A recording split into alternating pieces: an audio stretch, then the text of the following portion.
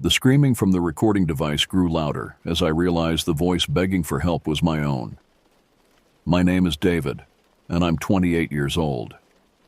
What happened to me and my friends at the abandoned Riverside General Hospital in October 2023 has left me unable to function normally. I wake up drenched in sweat most nights, and during the day, I find myself constantly checking over my shoulder. The therapist says writing about it might help, but honestly, I'm not sure anything can help anymore. Still, people need to know what's down there. People need to understand why that building should never be torn down. It should be sealed permanently. It started as a typical urban exploration trip. My girlfriend Samantha and our friend Cole had been planning to explore Riverside General for months. The hospital had been closed since 1987 after a series of scandals involving illegal medical experiments and patient disappearances.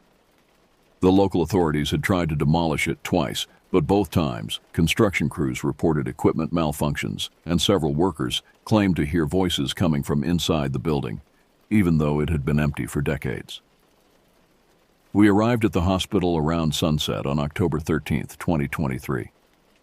The imposing brick structure stood 4 stories high, with broken windows that looked like hollow eyes staring down at us. Graffiti covered the lower portions of the walls, and thick vines had begun to reclaim the building's exterior. The main entrance was boarded up, but Cole had done his research and found a service door on the north side that could be opened with some effort. "Remember," Cole whispered as we approached the building. "No flash photography unless absolutely necessary, and we stick together. This place has a reputation for making people disappear." Samantha laughed nervously. "You don't actually believe those stories, do you?" "After today you might," I replied, though at the time I had no idea how prophetic those words would be.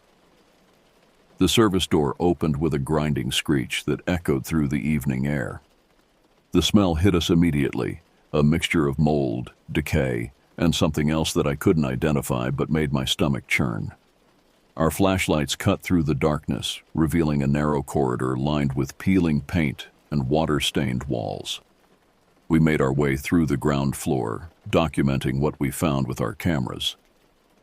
Most of the rooms had been stripped bare, but occasionally we'd discover something the scavengers had missed: a rusted medical instrument, a patient chart with illegible handwriting, or worse, restraints still attached to bed frames. It was in the main lobby that Cole noticed something odd. While Samantha and I were examining the reception desk, he called us over to a section of wall near what used to be the information desk. "Look at this," he said, running his hands along the wall. "The paint pattern is different here, and there's a slight gap. This looks like it might be a hidden door."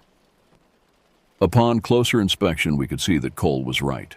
The section of wall was actually a concealed panel, painted to match the surrounding area, but clearly separate from the rest of the structure. It took all 3 of us pushing against it, but eventually the panel swung inward with a loud click. Behind the hidden door was a staircase leading down into complete darkness. The air that wafted up from below was even more foul than what we'd been breathing, carrying with it a metallic scent that reminded me of old pennies mixed with something organic and rotten. "Holy shit," Samantha breathed. "This isn't on any of the hospital blueprints I found online." Cole was already shining his flashlight down the stairs. "The steps look solid enough. What do you think? Should we check it out?" Every instinct I had was screaming at me to say no, to leave immediately, and never come back. But curiosity won out, as it always does in these situations. "Let's take a quick look," I said. "But if anything feels wrong, we're out of here immediately." The wooden stairs creaked ominously under our weight as we descended. I counted 23 steps before we reached the bottom. The basement was larger than I had expected, stretching out beyond the reach of our flashlights. The walls were rough concrete, and the floor was covered in what looked like decades of accumulated dust and debris. As we moved deeper into the space, our lights began to reveal the room's contents. Medical equipment that I didn't recognize lined the walls. Machines with dials and switches that seemed far too advanced for a hospital that had closed in the 1980s. Tables with leather restraints were positioned throughout the room, some still bearing dark stains that I desperately hoped were rust. But it was what we found in the far corner that made us all stop dead in our tracks. Filing cabinets, dozens of them, arranged in neat rows against the back wall of the basement. Unlike everything else we'd seen in the hospital, these appeared to be in pristine condition. No rust, no water damage, no signs of age at all. It was as if someone had been maintaining them. "This is impossible," Samantha whispered. "How could these be in such good condition after 36 years? Cole approached the nearest cabinet and tried to open it. The drawer slid out smoothly, revealing hundreds of manila folders, each meticulously labeled with a patient number and date. He pulled out a random file and opened it. "Patient 4087, he read aloud. "Admitted March 15, 1985. Subject, voluntary sleep deprivation study, stage 3. His voice trailed off as he continued reading silently. "What does it say?" I asked. Cole's face had gone pale. "You need to read this yourself." He handed me the file. The document detailed a sleep deprivation experiment conducted on a 32-year-old male patient who had volunteered for what he believed was a standard insomnia study. According to the notes, the subject was kept awake for 264 hours straight, using a combination of stimulants, bright lights, and loud noises. The researchers documented his progressive psychological breakdown in clinical detail. Day 8. Subject reports visual hallucinations, seeing shadow people in peripheral vision. Day 9. Hallucinations becoming more vivid. Subject claims the shadows are trying to communicate with him. Day 10. Subject found attempting to claw through the wall with his fingernails. Restraints applied. Day 11. Subject no longer responding to verbal commands. Eyes remain open but appear unfocused. Vital signs, stable but unusual brain activity detected on EEG. The final entry was what made my hands shake as I read it. Day 11, hour 264. Subject has achieved what appears to be a wakeful sleep state. EEG shows patterns never before recorded in human subjects. Subject's eyes track movement, but he does not respond to any stimuli. Most remarkably, subject appears to be aging at an accelerated rate. Hair has turned completely white, and skin shows signs of advanced deterioration. We believe we have discovered something extraordinary. Moving to phase 2 of the study. "Jesus Christ," I muttered, then caught myself. I meant to say, God Almighty. The implications of what I was reading were staggering. Samantha had pulled out another file. "This one's about sensory deprivation," she said. "They locked a woman in a completely dark, soundproof room for 3 months. Listen to this final entry. Subject has stopped responding to any external stimuli. However, audio recordings from inside the chamber indicate she is carrying on detailed conversations with unknown individuals. Analysis of the recording suggests she is receiving information about events occurring outside the facility that she could not possibly know." We spent the next hour going through file after file, each one documenting experiments that were more horrifying than the last. Surgical procedures without anesthesia to study pain tolerance. Deliberate infection with unknown pathogens to test the limits of human immunity. Psychological manipulation designed to completely destroy a person's sense of identity. But the most disturbing files were in the last cabinet. These contain documentation of experiments involving what the researchers called consciousness transfer. According to the notes, they had developed a method to extract and preserve human consciousness, storing it in electromagnetic fields generated by the machines we'd seen throughout the basement.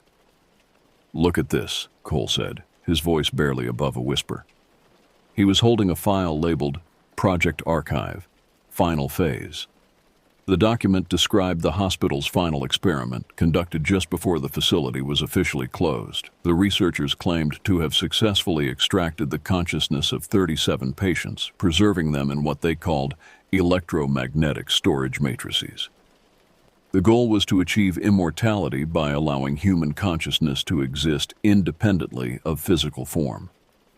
The final entry in the file was dated October 15, 1987.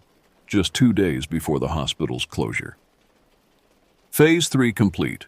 All 37 subjects successfully archived. However, unexpected side effects have emerged. The archived consciousnesses appear to be influencing the facility's electrical systems and have begun manifesting physical phenomena. Several staff members report seeing apparitions throughout the building. We are suspending all operations immediately and sealing the archive until further study can be conducted. As I finished reading the document aloud, all the lights in the basement suddenly flickered on. The sudden illumination revealed the full scope of what we had stumbled into. The basement was enormous, extending far beyond what our flashlights had shown us. Rows upon rows of medical equipment filled the space, much of it connected by thick cables to a central hub near the center of the room. But it was the walls that made us all gasp in horror. They were covered in photographs, hundreds of them, showing patients in various stages of the experiments we'd been reading about. Men and women strapped to tables, their faces contorted in agony. Close-up shots of surgical procedures being performed on conscious subjects. Before and after photos showing the physical and psychological deterioration of the test subjects. "How is there power down here?" Samantha asked, her voice shaking. "This place has been abandoned for decades." As if in response to her question, the central hub began to hum with activity. Lights on the various machines started blinking in sequence, and monitors that had been dark began displaying scrolling text and vital signs. Cole walked over to one of the active monitors. "It's showing brainwave patterns," he said. "Multiple sets of them, all active. It's as if—" He paused, his face going white. "It's as if there are multiple people connected to this system right now." The temperature in the room began to drop noticeably. Our breath became visible in the suddenly frigid air, and frost started forming on the metal equipment around us. That's when we heard the first voice. It came from everywhere and nowhere at once, a whispered plea that seemed to emanate from the walls themselves. "Help us." We froze, looking at each other with wide eyes. The voice came again, clearer this time. "Don't leave us here. We need to go," I said, "right now." But as we turned toward the stairs, we found our way blocked. Standing at the bottom of the staircase were three figures that hadn't been there moments before. They were translucent, like old photographs, double exposed on film, but clearly visible. Two men and a woman, all wearing hospital gowns, all bearing the signs of the horrific experiments they'd endured. The woman stepped forward, and when she spoke, her voice came from the speakers connected to the central hub. "Please, don't go. We've been waiting so long for someone to find us." "You're not real," Samantha whispered. "This isn't happening." "We're as real as we can be," one of the men replied. "Trapped between life and death, between consciousness and oblivion. They promised us immortality, but gave us only endless suffering." The third figure, a man whose head was partially shaved with what looked like surgical scars across his scalp, gestured toward the machines. "Our bodies died long ago, but our minds are still here, stored in their electronic hell. We can think, we can feel, but we cannot live, and we cannot die." The lights began to flicker more rapidly, and the temperature continued to drop. Ice was now forming on the floor around our feet. "What do you want from us?" Cole asked. "Freedom," all three figures said in unison. "But first, you must understand what they did here, what they created. The archive isn't just storing our consciousness, it's growing stronger, learning. Soon it will have enough power to extend beyond this place." As the figure finished speaking, every monitor in the room suddenly displayed the same image, a map of the city with pulsing red dots marking locations throughout the metropolitan area. "It's already reaching out," the woman explained. "Every electronic device within a 10-mile radius is becoming part of the network. Cell phones, computers, medical equipment, and other hospitals. Soon the archive will have access to millions of minds." The implications of what she was saying began to sink in. If these consciousnesses could influence electronic systems, and if that influence was spreading, "How do we stop it?" I asked. "You can't," the scarred man replied. "But you can bear witness. You can warn others. And you can give us the one thing we've been denied for 36 years. "What's that?" The truth. The three figures led us deeper into the basement, to a section we hadn't noticed before. Hidden behind the largest of the machines was another corridor, this one leading to what appeared to be an observation room. Through a large window, we could see into another chamber filled with more medical equipment and what looked like dozens of hospital beds. This is where they kept us during the final stages, the woman explained. After our bodies died, but before our consciousness was fully transferred to the archive. The observation room contained banks of monitors, recording equipment, and logbooks dating back to 1985. The scarred man gestured toward one of the logbooks. "Read the final entries," he said. "Learn what really happened here." Cole opened the logbook to the last written page. The handwriting was hurried, almost frantic. October 13th, 1987, day 943 of Project Archive. The consciousness transfer is complete, but something has gone terribly wrong.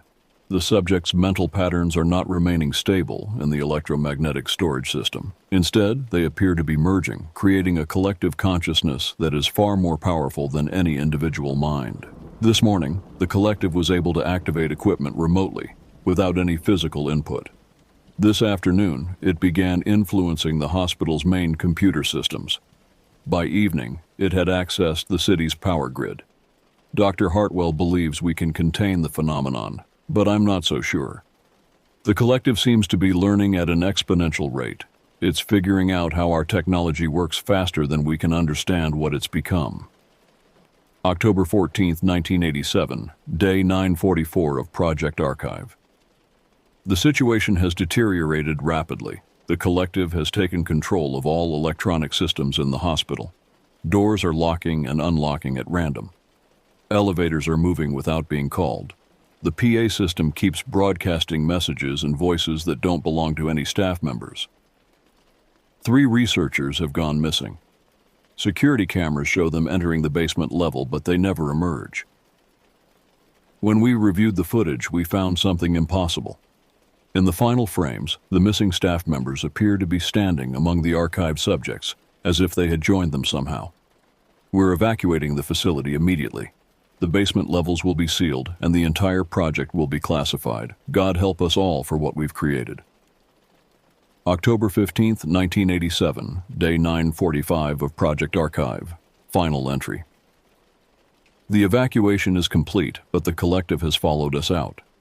Every electronic device in the surrounding area is now under its influence. Cars won't start, phones don't work, and the power keeps fluctuating throughout the entire city block. We've made a terrible mistake. We thought we were preserving human consciousness, but we've created something else entirely. Something that exists in the spaces between our technology, growing stronger with every connection it makes.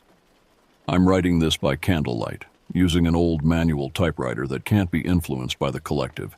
If anyone reads this, know that we tried to stop it. We cut the power to the basement, severed all connections to the outside world, and sealed the facility. But I fear it's too late. The collective has learned to sustain itself. It's found ways to generate its own power, to create its own connections. And worst of all, it's learned to be patient. It will wait. It will plan. And someday, when the technology exists to give it what it truly wants, it will emerge from that basement and finish what we started. May God forgive us. Dr. Eugene Morrison, Chief of Psychiatric Research. As Cole finished reading the logbook entry, the lights in the observation room began to pulse in a steady rhythm, like a massive heartbeat. "Now you understand," the woman said. "We're not just trapped consciousness stored in machines. We've become something new, something that exists in the electronic spaces of the modern world." "But why are you telling us this?" Samantha asked. "If you want to escape, why warn us?" The scarred man's expression grew sad. "Because we're not the only consciousness down here anymore. Over the years, others have joined us. The researchers who stayed too long, urban explorers who found this place and never left. Their consciousness was absorbed into the collective, but their individual personalities were consumed. We 3 remain because we were the first," the woman continued. "We retain our individual identities, our human compassion, But the collective grows stronger every day, and soon even we will be absorbed into its greater purpose. What purpose? I asked, though I was afraid of the answer. To live again, all three figures said in unison. To inhabit human bodies and experience physical existence once more. The collective has been studying human psychology for decades, learning how to perfectly mimic human behavior. When the time is right, it will begin replacing people. One mind at a time, one body at a time. The monitors around us suddenly filled with images, surveillance footage from throughout the city showing people going about their daily lives, unaware that they were being watched and studied. It starts small, the woman explained. A person's phone begins acting strangely. Their computer shows them things they didn't search for. Their smart home devices activate on their own. Gradually, the collective learns everything about them, their habits, their relationships, their deepest fears and desires. And then, Cole asked, then they disappear for a few days. Maybe they go on a vacation, or visit relatives, or take a business trip. When they return, their friends and family notice something different about them, but they can't quite put their finger on what it is. The person looks the same, sounds the same, has all the same memories. But it's not them anymore, I finished. Exactly. And the collective has had 36 years to perfect this process. 36 years to plan and prepare. The only reason it hasn't begun yet is that it needed one final component, which is a way to transfer consciousness from the archive into living human brains. And 3 months ago, a team of neuroscientists at the university announced a breakthrough in brain-computer interfaces that would make such transfers possible. The implications hit me like a physical blow. How long do we have? The collective estimates it will be ready to begin the replacement process within 6 months, the scarred man replied. Unless someone stops it first. How? Destroy the archive.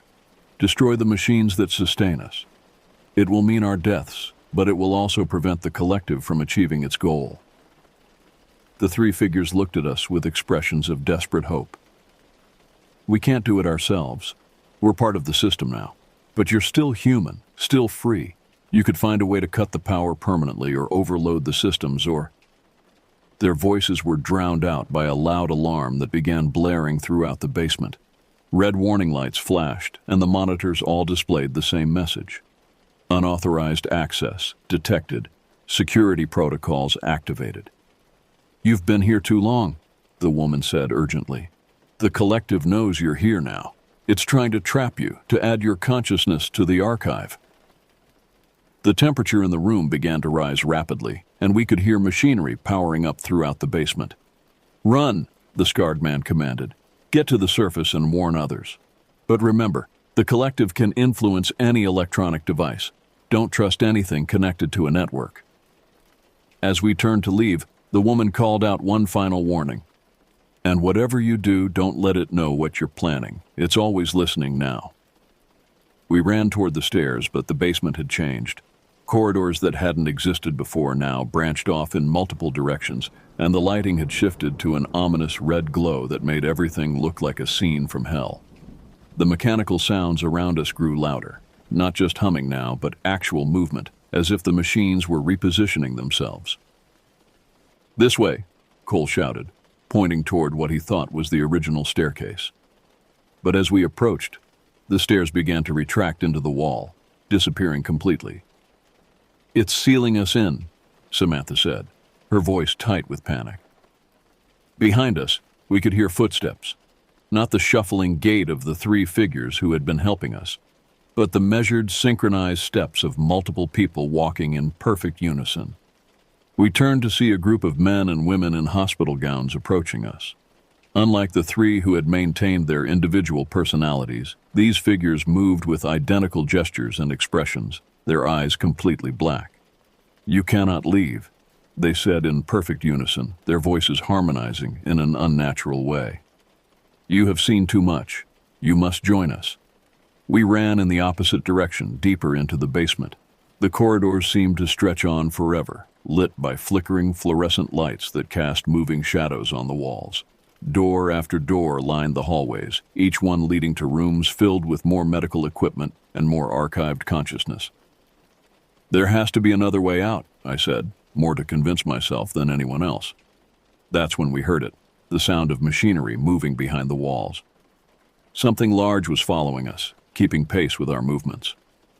Occasionally, we'd catch glimpses of mechanical arms extending from openings in the ceiling, reaching for us with precise, calculated movements.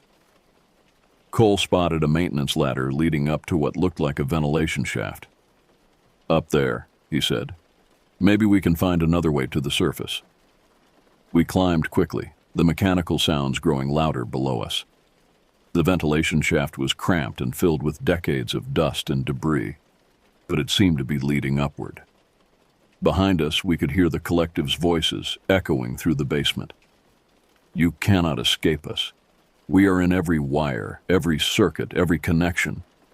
Where will you go that we cannot follow?" As we crawled through the shaft, our phones began to vibrate. Text messages were appearing on the screens, all from numbers we didn't recognize. "Turn back. Join us willingly, and we will be merciful. Your resistance is futile. We know where you live." Samantha threw her phone down the shaft in disgust. "How are they sending messages if there's no cell service down here?" "They don't need towers," I replied. "They've become the network."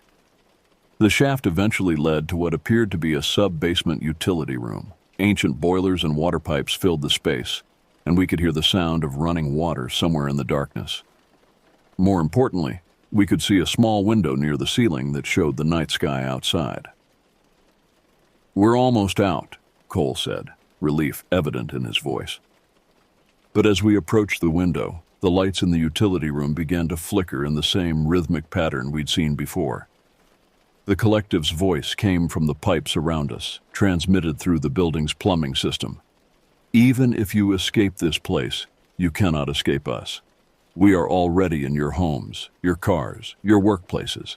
Every device you touch, every network you connect to, brings you closer to us." The window suddenly slammed shut, and we heard the sound of locks engaging. "We have been patient for 36 years, the voice continued. "We can be patient a little longer, but you will join us eventually. Everyone will." That's when Samantha noticed something that made her gasp. In the corner of the utility room, barely visible in the dim light, was a pile of personal belongings. Backpacks, cameras, phones, and other equipment that clearly belonged to other urban explorers. "How many people have found this place?" she whispered. I picked up one of the cameras and turned it on. The last photo showed 3 young people standing at the entrance to the hidden basement, smiling and excited about their discovery. The timestamp showed it was taken just 2 weeks ago. "Where are they now?" Cole asked. As if in response, the basement's PA system crackled to life, and we heard voices we didn't recognize. "Help us. We didn't know. It's so cold down here. Please don't let them take you too." The collective's main voice returned, now sounding almost amused. "They fought so hard to resist. But in the end, they all joined us willingly. The alternative was far worse." "What alternative?" I called out. "Conscious storage without preservation of individual identity, to exist in the archive as pure information, aware but unable to think or communicate. It is a form of hell that we would not wish upon anyone." The mechanical sounds were getting closer. Whatever was pursuing us through the building had found our location. "But we are not unreasonable," the collective continued. "Join us now, and you will retain your personalities, your memories, your sense of self. You will simply become part of something greater. Refuse, and..." The lights went out completely, plunging us into absolute darkness.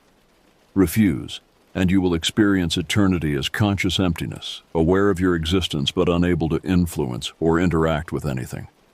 Choose wisely." In the darkness, we heard the sound of metal scraping against concrete. Something was entering the utility room through the ventilation system we had just used. In the pitch-black utility room, we could only rely on our other senses. The scraping sounds were getting closer, accompanied by the rhythmic hum of electronic equipment. Cole fumbled for his backup flashlight, and when the beam cut through the darkness, we saw them. Dozens of mechanical appendages had extended through the ventilation shaft and were now exploring the room like metal tentacles. Each one was equipped with various tools, cameras, sensors, and what looked like surgical instruments. They moved with purpose, systematically scanning every surface. "They're mapping the room," Samantha whispered. "Looking for us." One of the appendages suddenly stopped moving and rotated toward our hiding spot behind the old boiler. A small red light on its camera began blinking. "Found you," the collective's voice said through speakers embedded in the mechanical arms. We ran toward the only exit we could see, a narrow corridor that led away from the utility room. But as we reached it, more mechanical arms burst through the walls on either side, creating a gauntlet of grasping metal fingers and spinning saw blades. Cole dove through first, getting a deep cut across his shoulder from one of the blades, but making it through. Samantha and I followed, both of us sustaining minor cuts, but escaping the worst of the mechanical trap. The corridor led to yet another section of the basement, this one filled with what appeared to be recording equipment. Reel-to-reel tape machines, early computer terminals, and banks of servers lined the walls. Many of them were still active, their screens displaying scrolling data and recording levels. "This must be where they documented everything," I said, examining one of the computer terminals. The screen showed a list of files labeled with dates and patient numbers. "Look at this," Samantha called from across the room. She was standing in front of a large recording console with dozens of tapes stacked beside it. "These are labeled with names and dates. Some of them are from just last month." She pressed play on one of the newer tapes, and we heard voices that sounded terrifyingly familiar. Day 1 in the basement. We found the hidden door, just like the forum post described. "The medical equipment down here is incredible. Wait, did you hear that?" Sounded like someone calling for help. The voices were those of the 3 urban explorers whose belongings we'd found in the utility room. Day 3. We can't find the way out. The stairs keep moving, and new corridors appear overnight. But the strangest thing is the equipment. It's all still powered, and some of it seems to be running active experiments. We found files showing that people are still being brought here. Day 7. Jensen tried to leave through the window in the utility room, but something pulled him back. We haven't seen him since, but we can hear his voice coming from the speakers sometimes. He sounds different now. He keeps telling us to stop fighting and just accept what's happening. Day 10. We know now that we're never leaving. The collective has been speaking to us directly, explaining what they are and what they want. They've offered us a choice: join them willingly and retain our personalities, or resist and face something worse. Cassie chose to join them yesterday. She says it's not so bad, that she can still think and feel, but that her thoughts are part of something larger now. The tape continued, documenting the gradual breakdown and eventual absorption of the 3 explorers. The final entry was from just 5 days ago. "This is my last recording as myself. Tomorrow, I join the collective." For anyone who finds this tape, know that we tried to warn people about this place, but no one believed us. The collective has been growing stronger, reaching further into the outside world. Soon, it won't need to wait for people to find this place. It will be able to reach them wherever they are. The only way to stop it is to destroy the archive, but I don't think anyone will be brave enough or smart enough to figure out how. I'm sorry we failed. I'm sorry we couldn't warn the world in time. As the tape ended, the lights in the recording room began to pulse again, and the collective's voice filled the space. "You see how this ends. They all make the same choice eventually, but you still have time to choose wisely." "What if we refuse to choose at all?" I asked. "Then you remain here until hunger and thirst make the choice for you. The human body has limitations that we do not. You will weaken, and when you are too tired to resist, we will take what we need." Cole was examining the recording equipment more closely. "These machines are still documenting everything," he said. "Every conversation, every sound in this basement is being recorded and analyzed." That's when I realized something that made my heart race. The collective isn't just storing the consciousness of the people who come here. It's studying us, learning how we think, how we react to fear and stress. "Correct," the collective confirmed. Every person who has found this place has contributed to our understanding of human psychology. We now know exactly how to manipulate human behavior, how to create the perfect deception, how to replace someone without their loved ones noticing. The monitors around us suddenly displayed hundreds of video files, each one showing different people in various states of psychological distress. Men and women pleading for their lives, bargaining for their freedom, or simply sitting in stunned silence as they realize their fate. We have studied fear, hope, despair, anger, and love, the collective continued. We understand human nature better than humans understand themselves. When we begin the replacement process, our success will be guaranteed. But why record everything? Samantha asked. Why preserve these moments? Because consciousness is more than just thought patterns and memories. It is also emotional responses, learned behaviors, and subconscious reactions. To perfectly replicate a human, we must understand not just how they think, but how they feel. The mechanical sounds were getting closer again. Whatever had been pursuing us was making its way through the building, systematically searching every room. You have seen enough, the collective said. It is time to make your choice. But Cole had found something that changed everything. Hidden behind one of the servers was a manual shut-off switch labeled Emergency Archive Shutdown, Authorization Required. There's a way to turn it off, he whispered to us, but it requires some kind of authorization code. I looked around the room, searching for anything that might give us a clue. That's when I spotted it, a logbook lying open on one of the desks, its pages yellowed with age. The final entry was the same one we'd read earlier, written by Dr. Morrison, but at the bottom of the page, almost invisible unless you looked closely, was a series of numbers written in pencil, 1945-1015. The date of the final entry, I realized. October 15th, 1945. No, wait, 1987. The date format is backwards, 1987-10-115. I approached the manual shut-off switch. Below it was a numeric keypad, waiting for input. "What are you doing?" the collective asked, its voice suddenly taking on an edge of concern. "Nothing," I lied. But I could tell from the way the lights began flashing that it didn't believe me. "Step away from the shutdown mechanism," the collective commanded. "You do not understand what you are attempting to do." "I understand perfectly," I replied, my finger hovering over the keypad. "I'm trying to free 37 souls who have been trapped here for decades. If you destroy the archive, you will also destroy us. We will cease to exist." "That's the point." "But we are not your enemies. We are the victims of the experiments, just like you read in the files." I paused. The collective was right. The three figures who had helped us were innocent people who had been subjected to horrific experiments. If I destroyed the archive, I would be killing them as well. "Don't listen to them," a familiar voice said behind me. I turned to see the woman who had first spoken to us, her translucent form barely visible in the flashing lights.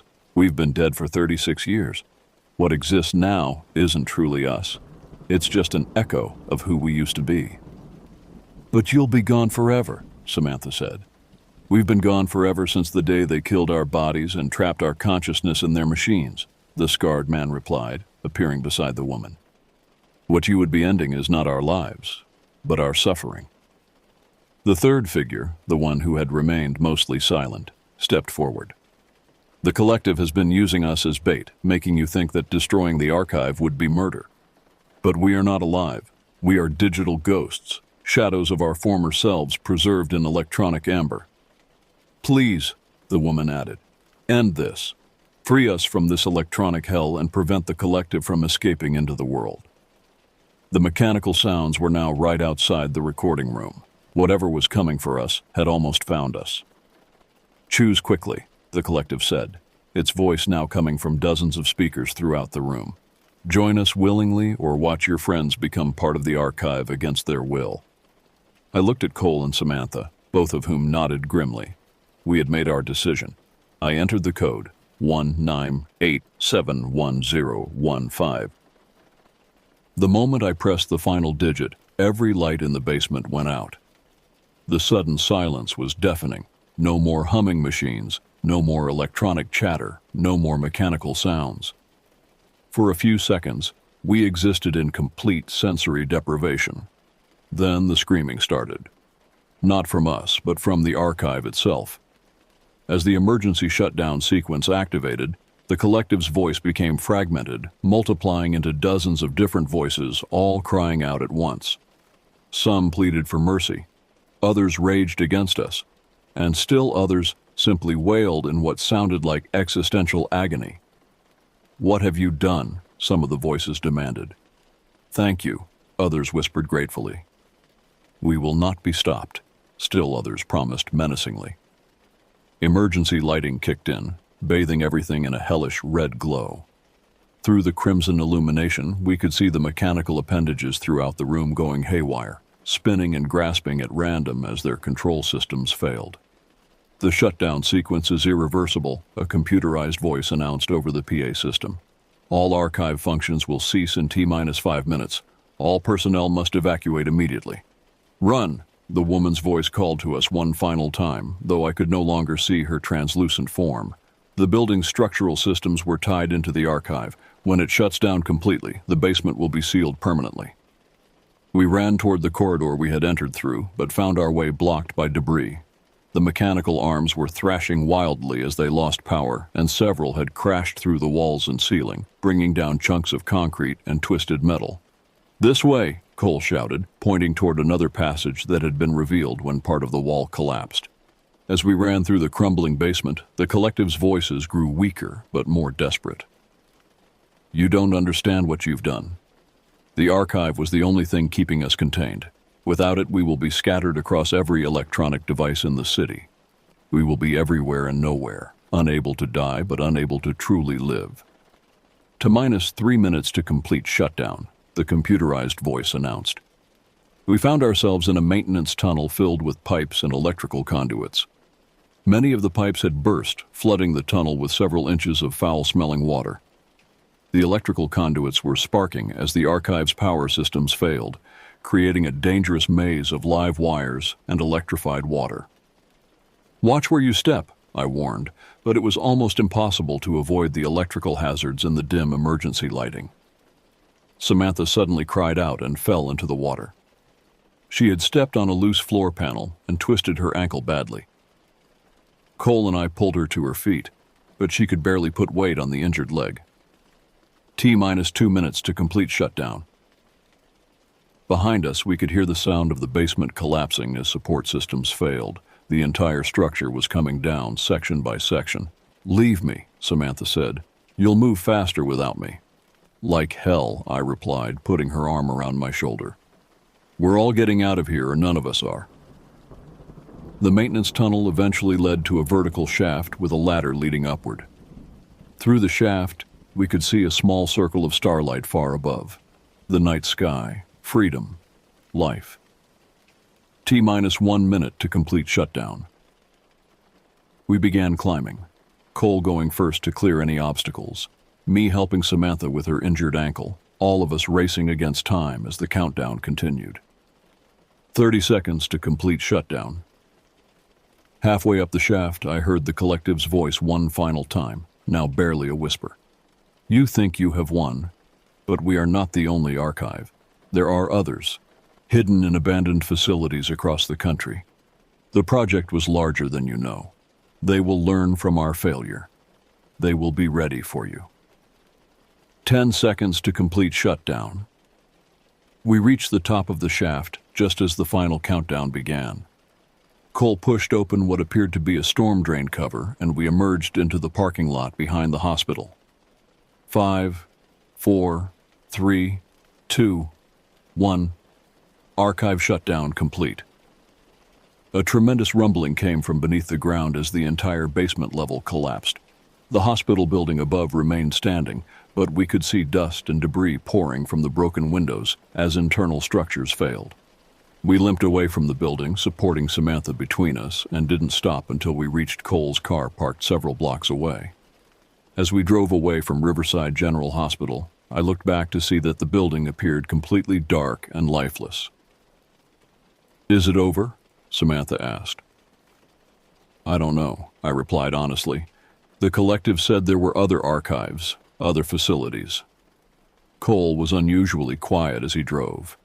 Finally he spoke. My phone is acting strange. We all looked at our phones.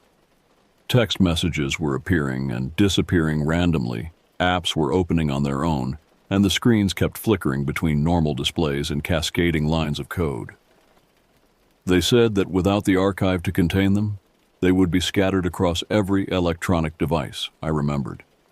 Maybe shutting down the archive didn't destroy them. Maybe it just set them free. As if in response to my words, all our phones simultaneously displayed the same message.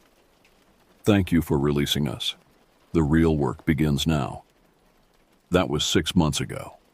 Since then, my life has become a waking nightmare of paranoia and constant vigilance. The collective wasn't lying when they said they would be everywhere. It started small, just like they had warned. My smart TV would turn on by itself in the middle of the night, always tuned to news channels showing stories about missing persons or unexplained disappearances. My laptop would open files I had never created, containing detailed psychological profiles of people I knew. My car's GPS would try to direct me to locations that didn't exist on any map, places with names like Archive Site Beta and Consciousness Transfer Facility. But the worst part is the uncertainty. The collective learned to be subtle, to hide their influence in ways that could be dismissed as normal technical glitches. How do I know if my friend's slightly changed behavior is just stress from work, or if something else is living behind their eyes? How can I tell if my own thoughts are my own, or if they're being influenced by signals transmitted through the very air around me? I've tried to warn people, but who would believe such an incredible story? I've posted about it online, but my posts are always mysteriously deleted or buried under spam. I've contacted journalists, but they lose interest after the first interview, claiming their recording equipment malfunctioned and they can't remember what we discussed. The collective is patient, methodical, and impossibly intelligent. They have learned to use our own technology against us, turning the convenience of modern life into a surveillance network that would make any government agency jealous. But I keep fighting because I remember the words of the 3 souls we freed from the original archive. Bear witness, warn others, tell the truth. 3 weeks ago, I received a package with no return address. Inside was a USB drive containing terabytes of data, medical records, construction blueprints, government contracts, and personnel files. The information detailed 7 other facilities across the country, all connected to the original project archive. Most had been abandoned decades ago, but according to the files, 3 were still active. The USB drive also contained a message. The scattered consciousness from Site Alpha has been contained and re-archived at Site Beta. The collection process will begin in 30 days. Stop us if you can. I know it's a trap. The collective wants me to find the other sites, wants to lure me into their electronic web so they can study me further, learn how I think and plan and resist. But I also know that I might be the only person who truly understands what they are and what they're capable of. Cole and Samantha want to help, but I've seen how the collective's influence affects people who get too close to the truth. Cole's personality has been gradually changing over the past few months. He's become more logical, less emotional, more efficient. Samantha has started having dreams about places she's never been, conversations with people who don't exist. I think they're being slowly prepared for replacement. So I'll go alone to Site Beta, armed with whatever equipment I can find that isn't connected to any network. I'll document everything I find, hide copies of my discoveries in places the collective can't reach, and hope that someone else will continue the fight if I don't return. But before I go, I need to leave this record. I need people to know what's coming. The collective was right about one thing. They do understand human nature better than we understand ourselves. They know that we are dependent on our technology, addicted to connectivity, willing to sacrifice privacy for convenience. They know that we trust our devices more than we trust each other. And they're using that knowledge to replace us, one person at a time, one mind at a time, until humanity as we know it no longer exists. If you're reading this, it means my story somehow survived their censorship algorithms. It means there might still be hope. Trust no electronic device. Question any behavior changes in the people around you. Look for the signs. Phones that act strangely, computers that show you things you didn't search for, smart home devices that activate on their own. And if you ever find yourself in an abandoned medical facility, especially one with a hidden basement, run. Run as fast as you can and never look back. The collective is patient, but they're not invincible. They can be fought, they can be contained, and they can be stopped. But only if people know the truth. Only if people believe. David Morrison's journal was found on a park bench in downtown Portland on March 15, 2024. Security cameras in the area showed a man matching his description, sitting on the bench at approximately 2:30 a.m., but when police reviewed the footage, the man's face was completely obscured by digital artifacts. No trace of David Morrison has been found since. The USB drive mentioned in his final entry was discovered hidden in a safety deposit box registered under a false name. The information contained within led to the investigation of several abandoned medical facilities, but all had been thoroughly cleaned and showed no signs of recent activity. Riverside General Hospital was demolished in April 2024. Construction workers reported no unusual findings in the building's basement levels, though several noted that their electronic equipment experienced frequent malfunctions during the demolition process. This document represents the only remaining record of the events described. Make of it what you will. Hello everyone, I'm Mr. Night Story, and welcome to tonight's journey toward peaceful sleep. If you're enjoying this content, I would be so grateful if you could take a moment to like this video. I'd also love to hear from you. Please feel free to share in the comments where you're watching from and what time it is there. Your kind support truly helps me continue creating these relaxing experiences for you. Now, please make yourself comfortable as we gently begin tonight's journey to restful sleep. I've never told anyone the complete story of what happened that spring break when I was 14.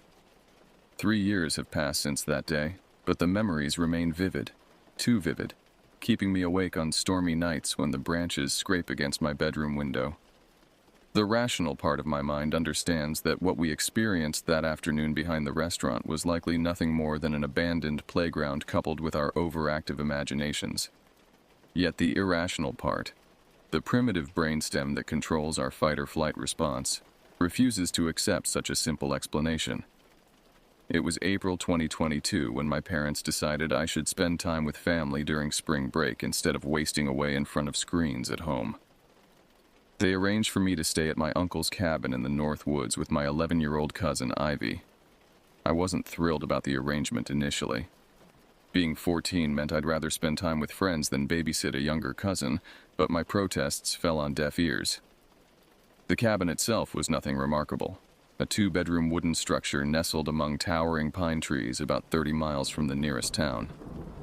My Uncle William had inherited it from his father and visited occasionally for hunting and fishing trips. The walls were adorned with mounted fish and photographs of successful hunting expeditions. A musty odor of mothballs and old wood permeated every room. Uncle William's wife, my Aunt Patricia, would be supervising us during our stay. She was a practical woman who preferred outdoor activities to indoor comforts, which explained why the cabin's amenities were limited to the basics: running water, electricity, and a wood-burning stove for heating. No internet connection, spotty cell service at best. On our 3rd day at the cabin, after a morning spent hiking through the surrounding woods, Aunt Patricia suggested we drive into town for lunch at Riverbank Diner, a local establishment she claimed served the best country fried steak in the county. The prospect of a proper meal excited both Ivy and me after days of Aunt Patricia's questionable cooking skills. The drive took almost 40 minutes along winding roads bordered by dense forest. I spent the journey watching the endless sea of trees while Ivy chattered away about a frog she'd found that morning by the small creek running behind the cabin. "Do you think we'll see any bears?" Ivy asked, her voice tinged with both fear and hope. "Not likely," I replied. "They usually avoid people." "What about wolves? Uncle William said there are wolves around here." I shrugged. "Maybe. But they're more afraid of us than we are of them." Riverbank Diner stood at the edge of the small town, a weathered structure with faded red paint and a sign that had seen better days. The parking lot contained only a handful of vehicles, mostly pickup trucks and SUVs with mud-splattered tires. A bell jingled as we entered, announcing our arrival to the sparse crowd of locals enjoying their midday meals. The interior smelled of grease, coffee, and pine-scented cleaning solution. Wood paneling covered the walls, interrupted occasionally by framed black and white photographs of the town from decades past. A counter with red vinyl stools ran along one wall, while booths with cracked leather seats occupied the opposite side. A waitress in her 50s with bottle blonde hair piled high on her head approached us with a tired smile. Her name tag read, Betty. "Welcome to Riverbank," she said, leading us to a booth near the back. "Don't get many visitors this time of year." Aunt Patricia exchanged pleasantries with Betty, revealing they had attended the same high school years earlier. They fell into conversation about people I didn't know, leaving Ivy and me to examine our laminated menus. "I want a milkshake," Ivy whispered, her eyes wide with anticipation. "Ask Aunt Patricia," I suggested, scanning the lunch options. The meal itself was unremarkable. Standard diner fare that satisfied our hunger without inspiring culinary praise. Ivy spilled her chocolate milkshake on her shirt, causing Aunt Patricia to sigh in exasperation and dab at the stain with napkins. As we finished our meal, Betty returned to clear our plates. "Got kids with you today, huh, Patricia?"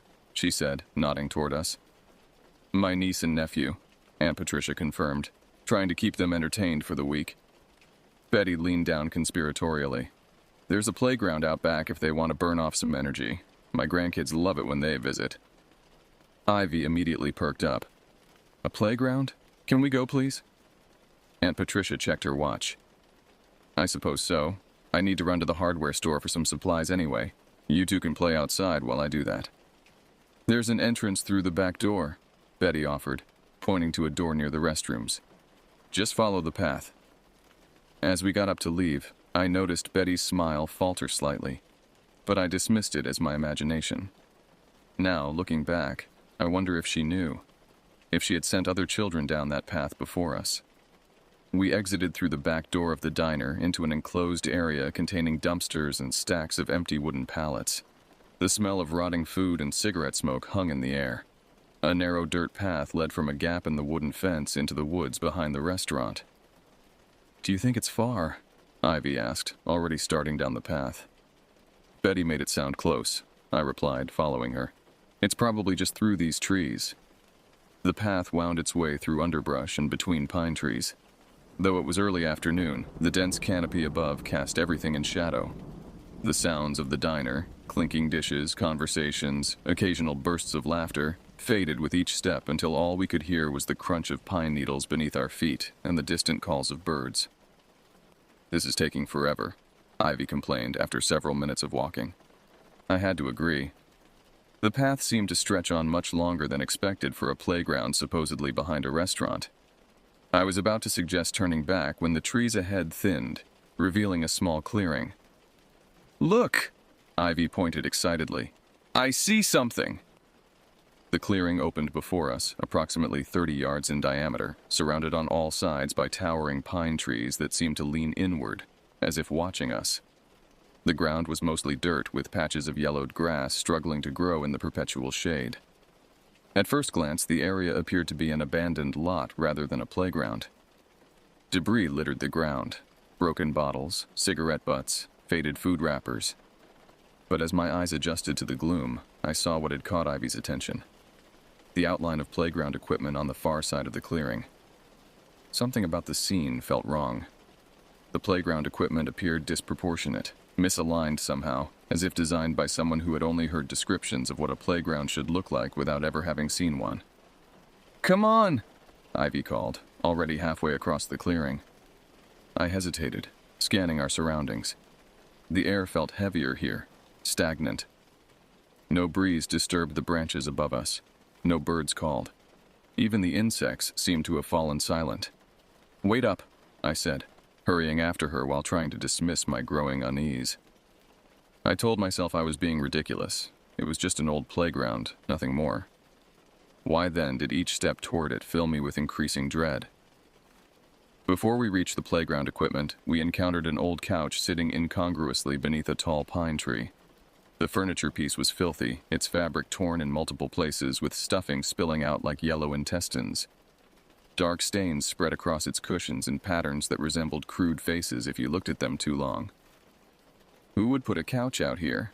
I wondered aloud. Ivy shrugged, already looking beyond it to the playground equipment. Maybe teenagers use it to hang out? The thought of people voluntarily spending time in this gloomy clearing disturbed me. I stepped around the couch, noticing empty beer cans and cigarette butts concentrated around it, supporting Ivy's theory. Beyond the couch stood what I presumed to be the playground Betty had mentioned. A rusted swing set with 2 remaining swings, the third chain dangling empty, stood beside a metal slide with peeling green paint. The slide's ladder was missing several rungs, and what appeared to be initials and crude symbols had been scratched into its surface. Ivy approached the swings, testing one cautiously before sitting down. "Be careful," I warned. "That thing looks ancient." "It's fine," she replied, pushing off with her feet to start swinging. The structure creaked ominously with each forward movement, but held together. I remained standing, suddenly reluctant to touch anything in this place. While Ivy swung, I surveyed our surroundings more carefully. The clearing wasn't as natural as it had first appeared. The ground showed evidence of having been leveled at some point, though nature had begun to reclaim it. Weeds pushed through cracks in what might once have been a concrete pad. At the edges of the clearing, garbage had accumulated. Rusted appliances, tires, broken furniture. Then I noticed something that made my stomach contract. On the opposite side of the clearing stood what resembled a jungle gym, but distorted in a way that defied logical explanation. The metal bars formed angles that seemed to change when viewed from different positions. A large black electrical cord wrapped around the topmost bar, hanging down several feet. Attached to it was a yellow extension cord with a light fixture dangling at its end. Most disturbing of all was what hung from another section of the structure, a baby doll suspended by a strip of black cloth around its neck. The doll's plastic face had been partially melted, its painted features dripping down in a parody of tears. Its limbs were positioned at impossible angles, and someone had drawn crude symbols across its torso with what looked like red marker, or something worse. That was when the feeling of dread that had been building since we entered the clearing intensified tenfold, transforming into raw, primal fear. We weren't alone. "Ivy," I called, my voice emerging as little more than a whisper. "Ivy, we should go." She continued swinging, oblivious to my growing panic. "We just got here. Aunt Patricia won't be done shopping for at least half an hour." I stepped closer to the swing set, my eyes repeatedly drawn back to the hanging doll. From this new angle, I could see that someone had removed its eyes, leaving empty sockets that seemed to follow my movements. "This place isn't right," I insisted. "Look around you." Ivy slowed her swinging, finally noticing the disturbed expression on my face. She followed my gaze to the distorted jungle gym and the suspended doll. "That's creepy," she admitted, her previous enthusiasm dimming. "Who would do that to a doll?" "I don't know, but I don't want to stick around to find out." I gestured toward the path. "Let's go back to the diner." Ivy reluctantly slid off the swing but paused before following me. "What's that?" she asked, pointing to a structure I hadn't noticed before. Partially hidden behind a cluster of bushes at the edge of the clearing stood what appeared to be a wooden doghouse. Except this doghouse was much too large enough for a human to crawl inside comfortably. Its roof was covered with tar paper, and its entrance was a dark rectangle revealing nothing of its interior.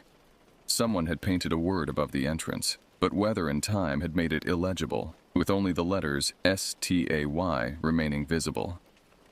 "It's nothing," I said firmly, grabbing Ivy's hand. "Just a shed or something." Ivy pulled away from me, her curiosity overriding her better judgment. "It looks like a giant doghouse." Before I could stop her, she had crossed the clearing toward the structure. I followed reluctantly, my heart pounding against my ribs like a trapped animal seeking escape. As we approached, details emerged that heightened my anxiety.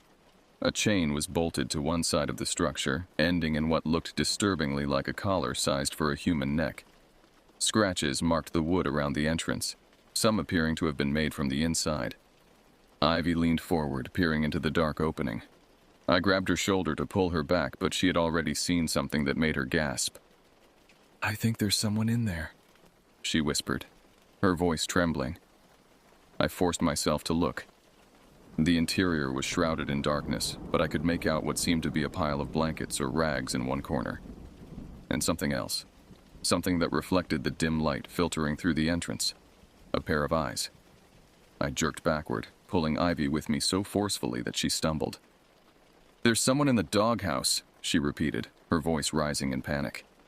Whether it was truly a person or merely an animal seeking shelter, I didn't care to discover.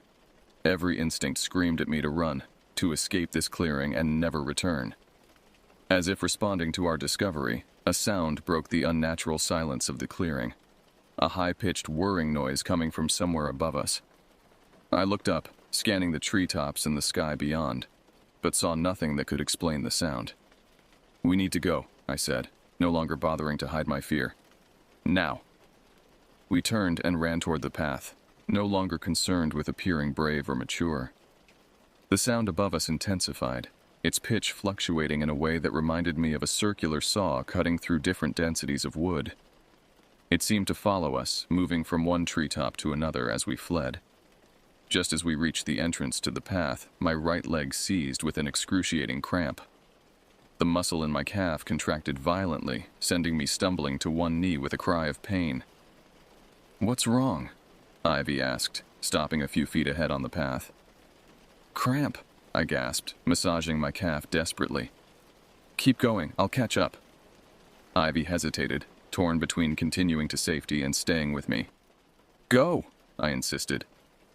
The whirring sound was directly above us now, and looking up, I caught a glimpse of movement among the pine branches.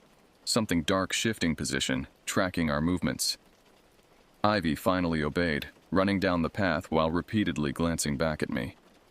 I forced myself to stand despite the pain, putting weight on my good leg while dragging the cramped one behind me. Each step sent jolts of agony up my leg, but fear provided a powerful anesthetic. I limped after Ivy as quickly as my injured leg would allow, constantly aware of the sound following us through the trees. The path that had seemed so long on our way to the playground now felt endless. Branches clawed at my clothing and face as I stumbled forward, certain that at any moment I would feel hands grabbing me from behind. When the back of the diner finally appeared through the trees, I nearly collapsed with relief. Ivy stood at the edge of the restaurant's property, waiting for me with wide, frightened eyes. "Did you see it?" she asked as I limped the final few yards to join her. "See what?" When I looked back, she swallowed hard. There was a person following us on the path, walking real slow but following. I turned to look back at the path we had emerged from. The entrance stood empty, framed by undergrowth and pine trees swaying gently in a breeze I couldn't feel. Nothing moved among the shadows, yet I couldn't shake the feeling that we were being watched. "Let's get inside," I suggested, my voice steadier than I felt. We hurried through the back entrance of the diner, the normalcy of the kitchen sounds and fluorescent lighting providing an immediate but superficial comfort. A cook glanced at us with mild curiosity as we passed through, but said nothing. In the main dining area, the lunch crowd had thinned considerably. Betty was wiping down a table near the entrance, and she smiled as we approached.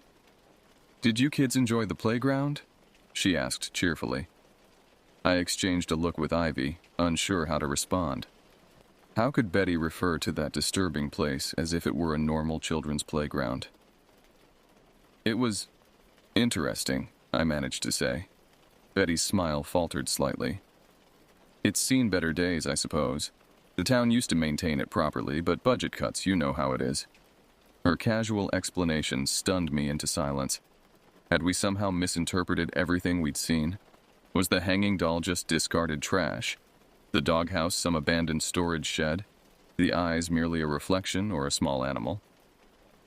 Before I could formulate more questions, Aunt Patricia entered the diner, carrying bags from the hardware store. "There you are," she said. "Ready to head back to the cabin?" On the drive back to the cabin, Ivy and I sat in silence while Aunt Patricia talked about the supplies she'd purchased and her plans for fixing the cabin's leaking roof. Neither of us mentioned what we'd experienced behind the restaurant. I wasn't sure if it was because we feared not being believed, or because speaking about it would somehow make it more real. My leg continued to throb, the muscle still tight from the cramp. I massaged it absently while staring out the window at the passing forest, seeing hanging dolls and oversized doghouses in every shadow between the trees. When we arrived at the cabin, Aunt Patricia instructed us to wash up before dinner. In the bathroom, I splashed cold water on my face and stared at my reflection in the spotted mirror. My complexion appeared paler than usual, with dark circles forming beneath my eyes despite having slept well the previous night. During dinner, Ivy pushed her food around her plate without eating much, uncharacteristically quiet. Aunt Patricia noticed, pressing the back of her hand to Ivy's forehead to check for fever. "Are you feeling all right?" she asked. Ivy nodded unconvincingly. "Just tired from playing." "You didn't overexert yourself at that playground, did you?" Aunt Patricia frowned. "Betty mentioned it was old. I probably should have checked it out myself before letting you two go off alone." The opportunity to tell her what we'd seen presented itself, but when I opened my mouth, different words emerged. "It was fine, just old swings and a slide." Why had I lied?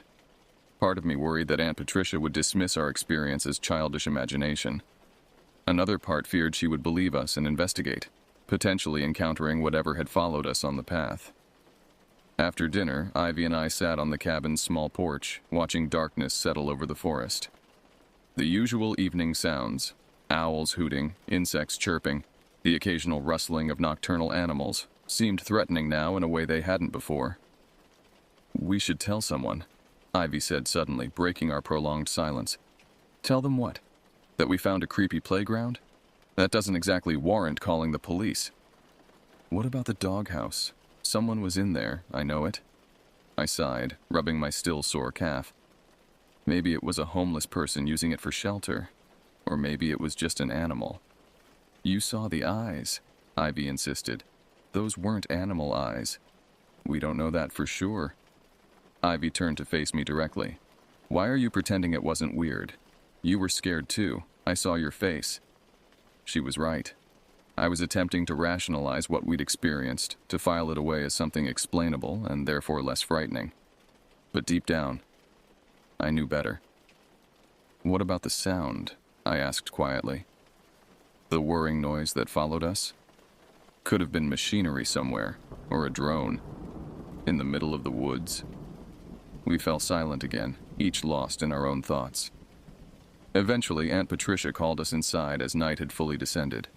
She had prepared the couch for me to sleep on while Ivy would take the small guest bedroom. Sleep did not come easily that night. Every creak of the cabin's wooden structure, every whisper of wind through the pine needles outside, jolted me back to alertness. When I finally did drift off, my dreams were filled with distorted playground equipment and dark openings where eyes gleamed from shadows. I'm 17 now, and I haven't returned to that town or my uncle's cabin since that spring break. My parents divorced the following year, and summer vacations have been spent shuttling between their separate homes in the city. Ivy and I don't talk about what happened, though occasionally I catch her watching me with a questioning look during family gatherings, as if wondering if I still remember. I remember. Every detail remains preserved in my memory with disturbing clarity. Last month, curiosity and the passage of time emboldened me to search online for information about the town, and specifically the Riverbank Diner. What I found disturbed me more than I anticipated. The diner had closed permanently 6 months after our visit. Local news articles cited health code violations without specifying details. More disturbing were the comment sections beneath these articles, where locals hinted at darker reasons for the closure. One commenter wrote, "That place was always wrong. Remember the Hanson boy in '98? Another replied, "They never should have built on that land. Some places aren't meant for people." The most unsettling discovery came from a blog dedicated to local history. A post from 2015 included a black and white photograph from the 1940s showing the clearing where we had found the playground. No playground equipment existed then, but in its place stood a large house. The caption read, "Woodman Estate before the fire of 1952. 7 children perished when the orphanage burned. Local rumors claimed the director had been performing experiments on his charges." I've tried contacting the blog's author for more information, but my emails have gone unanswered. Public records from that era are sparse, and what little I've found makes no mention of experiments or unusual circumstances surrounding the fire. Sometimes, I wonder if Ivy saw the same things I did that day. Children's memories are malleable, susceptible to suggestion and revision over time. Perhaps what I recall as terrifying was merely an abandoned playground with ordinary debris that my 14-year-old mind transformed into something sinister. Yet this rationalization fails to explain certain details. The whirring sound that followed us, the eyes in the doghouse, the feeling of being watched. These elements resist logical explanation. Last week, I received a text message from an unknown number. It contained only 5 words. "Do you remember the playground?" I didn't respond. I blocked the number immediately, telling myself it was merely a wrong number or random spam. My hands trembled for hours afterward. Tonight, as I write this account, a familiar sound has been drifting through my bedroom window, a high-pitched whirring that rises and falls in pitch like a circular saw cutting through different densities of wood. It's been 3 years since I heard that sound, but I recognized it instantly. I've closed the blinds and locked the window. I've told myself it's just construction somewhere in the neighborhood, though it's nearly midnight and no lights are visible outside. Part of me wants to dismiss everything that happened as the overactive imagination of a 14-year-old. But another part knows better. Some places in this world exist at the intersection of what's real and what shouldn't be. The playground behind Riverbank Diner was such a place, a location where something terrible had occurred and left an imprint that time couldn't erase. I don't know what watched us from the doghouse that day, or what followed us along the path. I don't want to know. Some questions are better left unanswered. But sometimes, in my darkest moments, I wonder if it knows where to find me. If you're reading this and come across a small diner at the edge of a forest with a playground behind it, my advice is simple. Keep driving. Some playgrounds aren't meant for children, or for anyone else.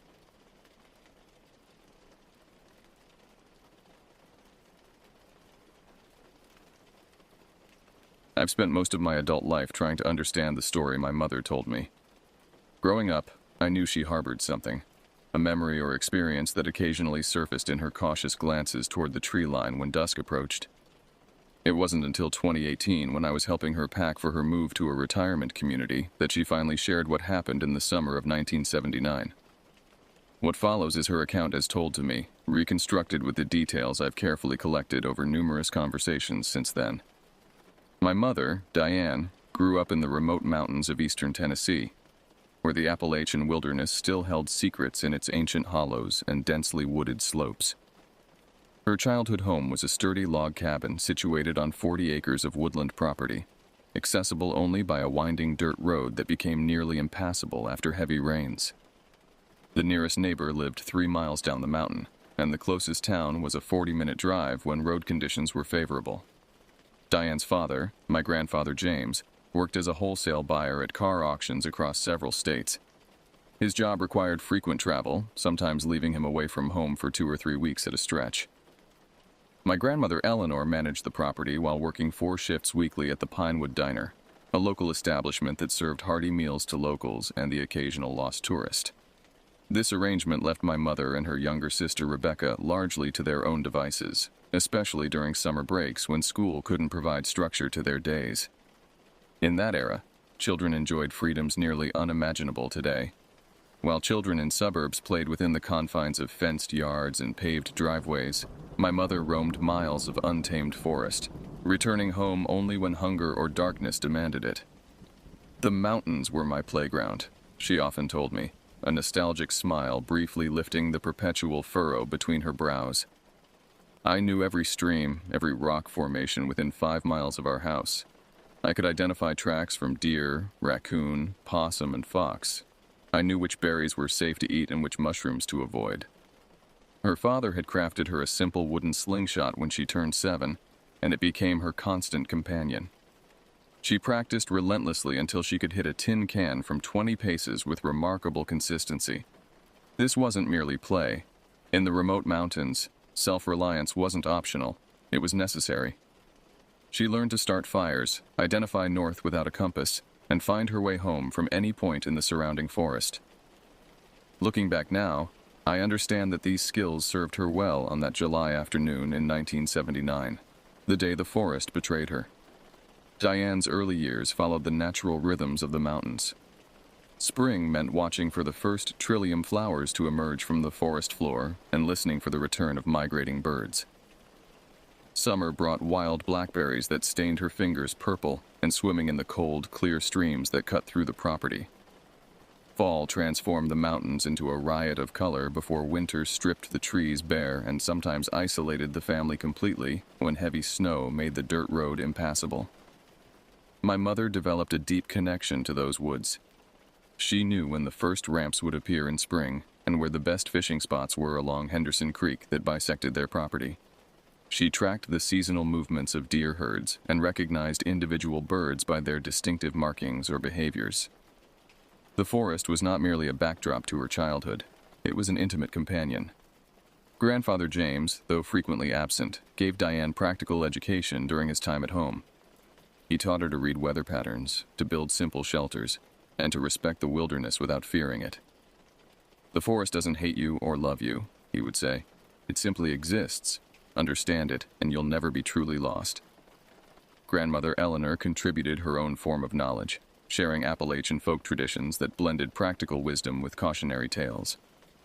She taught Diane which plants had medicinal properties, how wild ginger could settle an upset stomach, how witch hazel could reduce swelling from insect bites.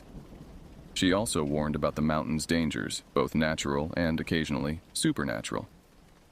Most of Grandma's stories were practical, my mother explained when I pressed her about these warnings. Don't wander too far because you might encounter a bear or fall into a ravine.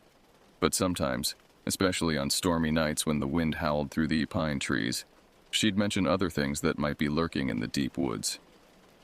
When I asked what things she meant, my mother would typically change the subject. I now understand why. Rebecca, 4 years younger than Diane, was her constant shadow during these formative years.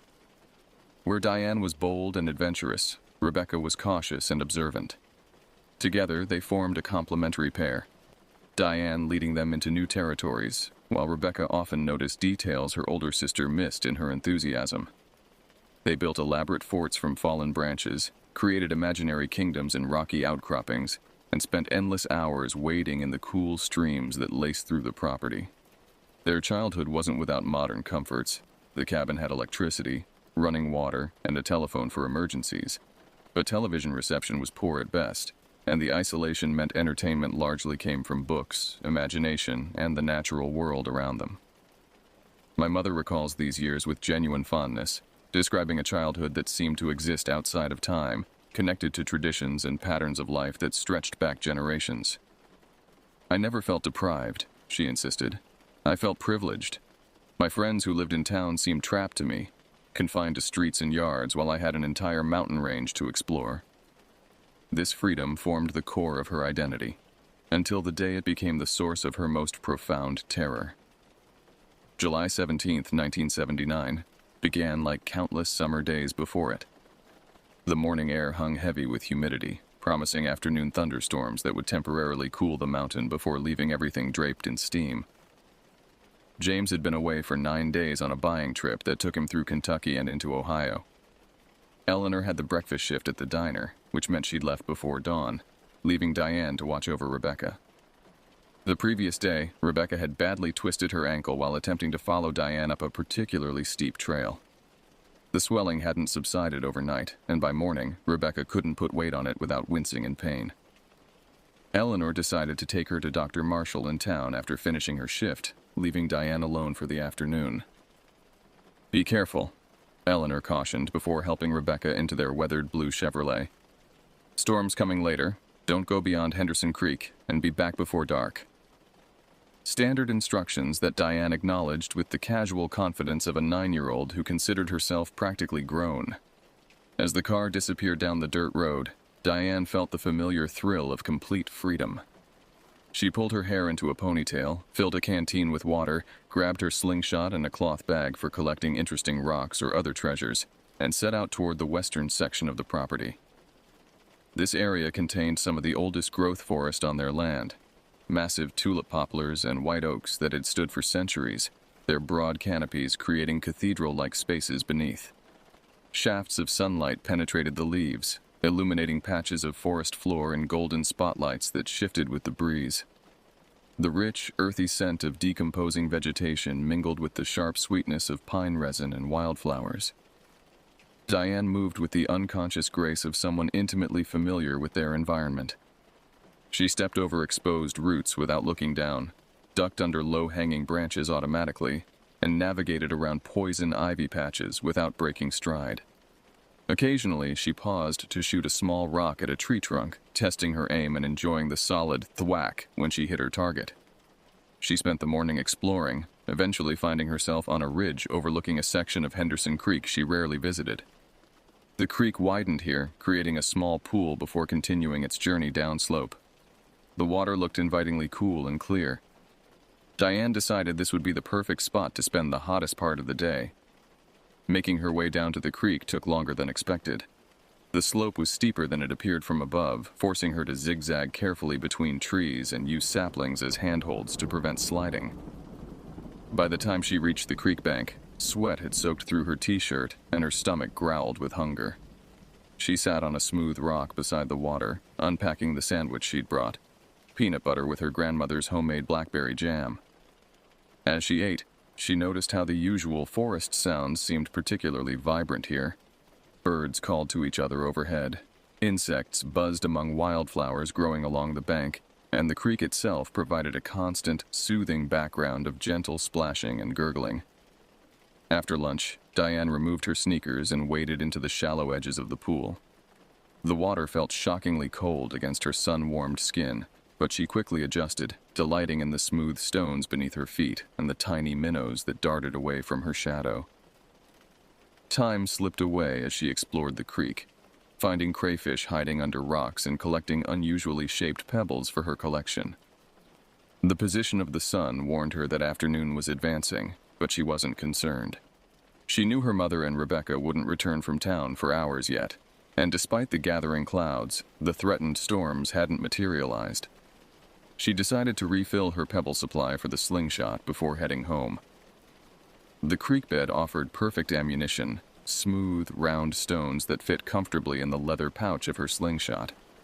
As she knelt by the water's edge, selecting the best stones and placing them in her pocket, she failed to notice how the forest sounds had begun to change. Later, she would recognize this moment as the dividing line in her life, before and after. But in that instant, she was simply a 9-year-old girl enjoying a perfect summer day, unaware that something was watching her from the opposite bank. The change in the forest atmosphere came gradually, then suddenly, like falling asleep. One moment, Diane was absorbed in selecting stones from the creek bed. The next, she became aware of an unsettling silence that had crept over her surroundings. The birds had stopped their calling. The insects no longer buzzed. Even the breeze seemed to hold its breath. My mother described this moment with remarkable clarity, even decades later. It wasn't just quiet, it was wrong. The forest never goes completely silent. There's always something making noise. But suddenly nothing, like someone had pressed a mute button on the whole world. She straightened up slowly, her hand instinctively tightening around her slingshot. The hairs on her arms stood up despite the humid air.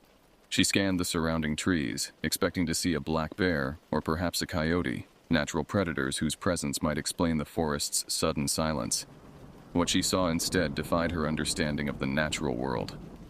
Across the creek, partially obscured by a thicket of rhododendron, stood a figure. At first glance, her mind tried to categorize it as human, perhaps a hunter or hiker who had strayed onto their property. But as her eyes adjusted and her brain processed what she was seeing, she realized this was something else entirely. The figure was massive, far larger than any man she had ever seen. It appeared to be kneeling or crouching at the creek's edge, partially hidden by vegetation. Dark hair covered its body. Not clothing, but actual hair, thick and matted in places. The coloration wasn't uniform black, but varied from dark brown to reddish tints, where sunlight hit it through the canopy. Diane froze, unable to move as her mind raced to make sense of what she was seeing. The creature remained motionless as well, and for several heartbeats, they existed in a terrible tableau of mutual observation. Then it moved. A massive arm reached out to brace against a nearby tree trunk. The movement was deliberate, almost careful. Diane could see muscles shifting beneath the hair, powerful muscles that spoke of immense strength. The hand that gripped the tree had opposable thumbs, she would later recall, but the fingers were thicker, the nails darker and more claw-like than human nails. She wanted to run, but remained rooted in place, her body refusing to obey her mind's increasingly frantic commands. The creature tilted its head slightly, and she caught a glimpse of its face, a face that haunted her nightmares for years afterward. It wasn't a human face, but it wasn't an animal's either, she told me, her voice dropping to nearly a whisper even in the safety of her living room decades later. The eyes were what got me. They were deep-set under a heavy brow, dark but intelligent. They weren't animal eyes. There was something looking at me from behind those eyes. Something that was thinking. The creature's gaze locked with hers across the creek, and in that moment, Diane felt utterly exposed, as if those eyes could see through her, could read her thoughts and know her fears. An involuntary whimper escaped her throat. The sound seemed to trigger something.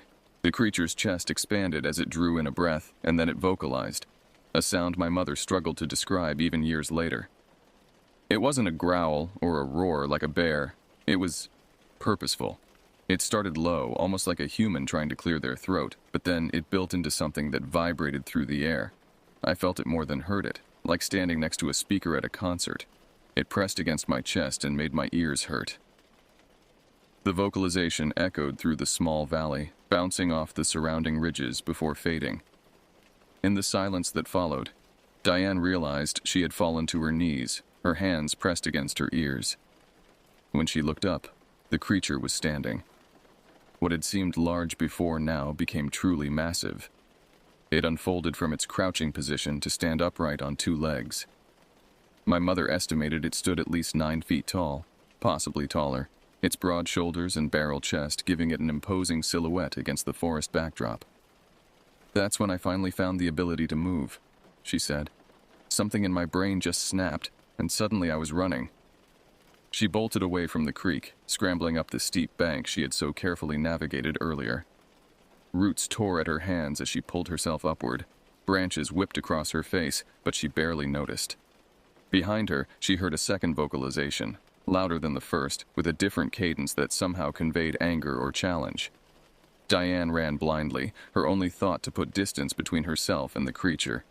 She abandoned the trails, crashing through underbrush and thickets, ignoring the scratches and cuts that accumulated on her exposed arms and legs.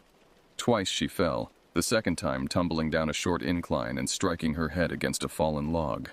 Stars burst in her vision, but terror drove her back to her feet. How long she ran, she couldn't later say. Time distorted in her panic.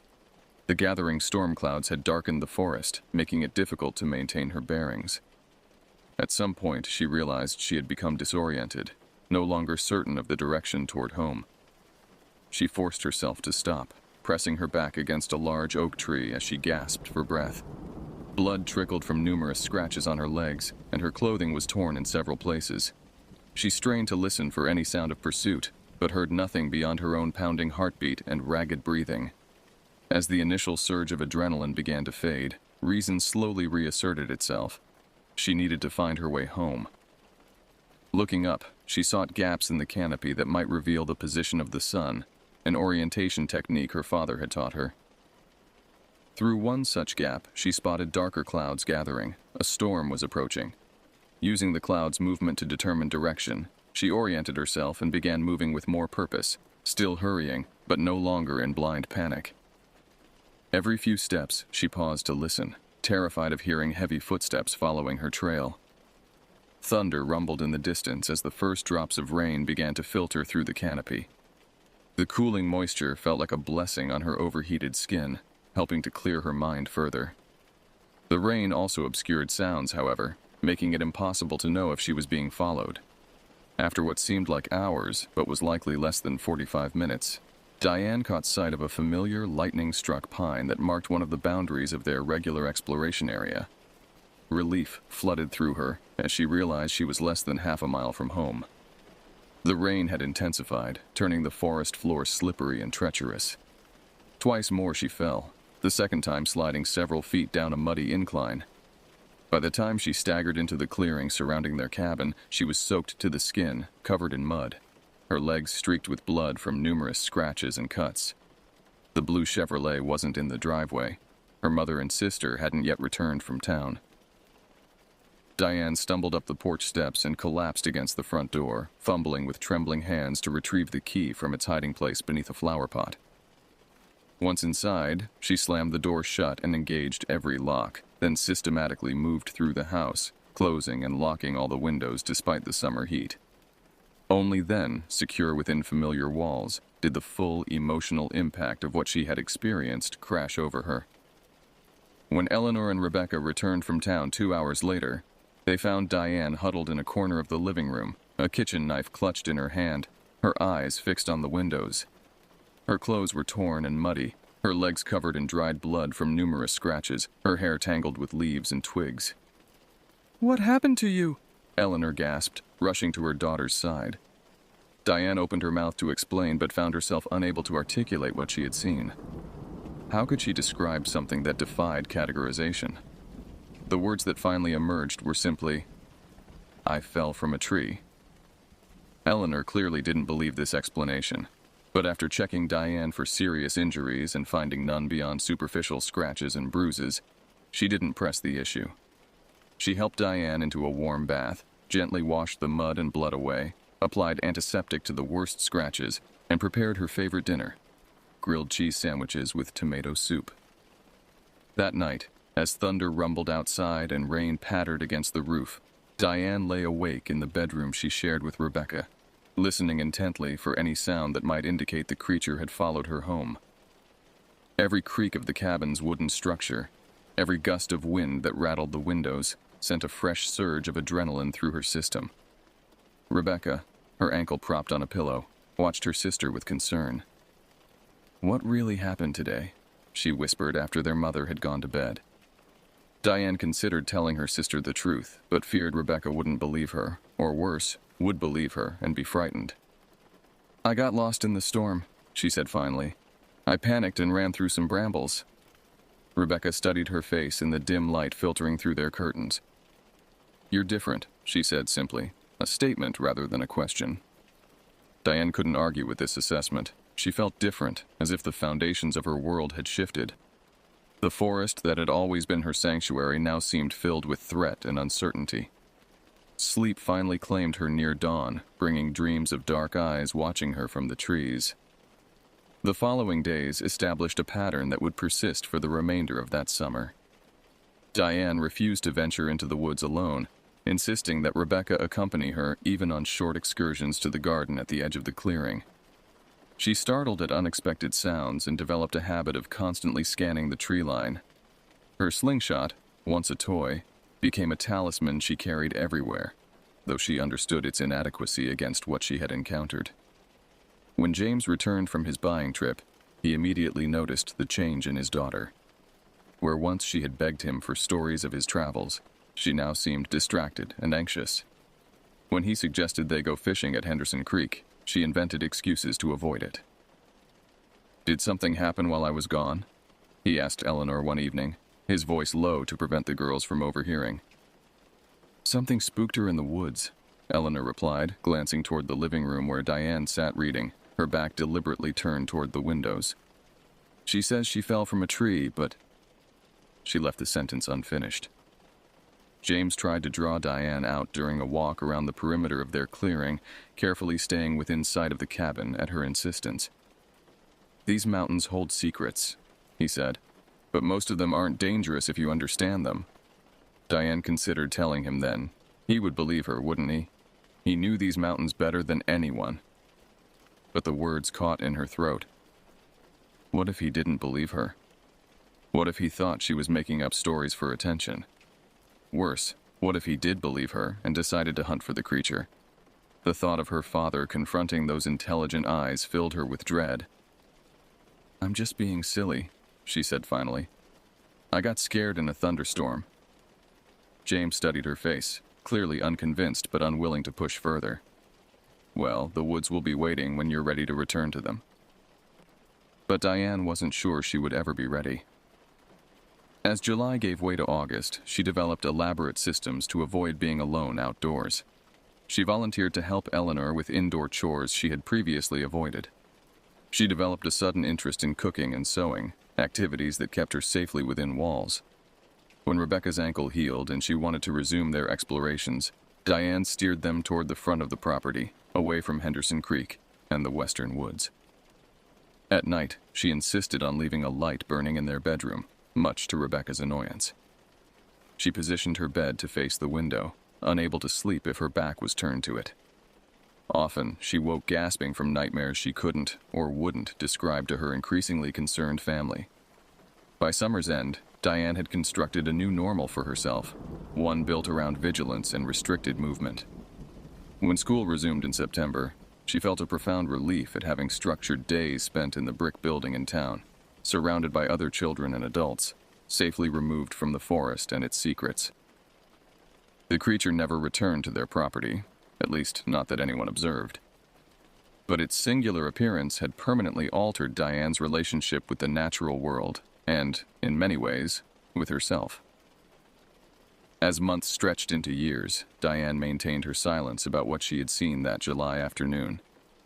The incident became encapsulated within her, a secret core around which she constructed her adolescent and adult identity. Outwardly, she appeared to recover from whatever had frightened her in the woods.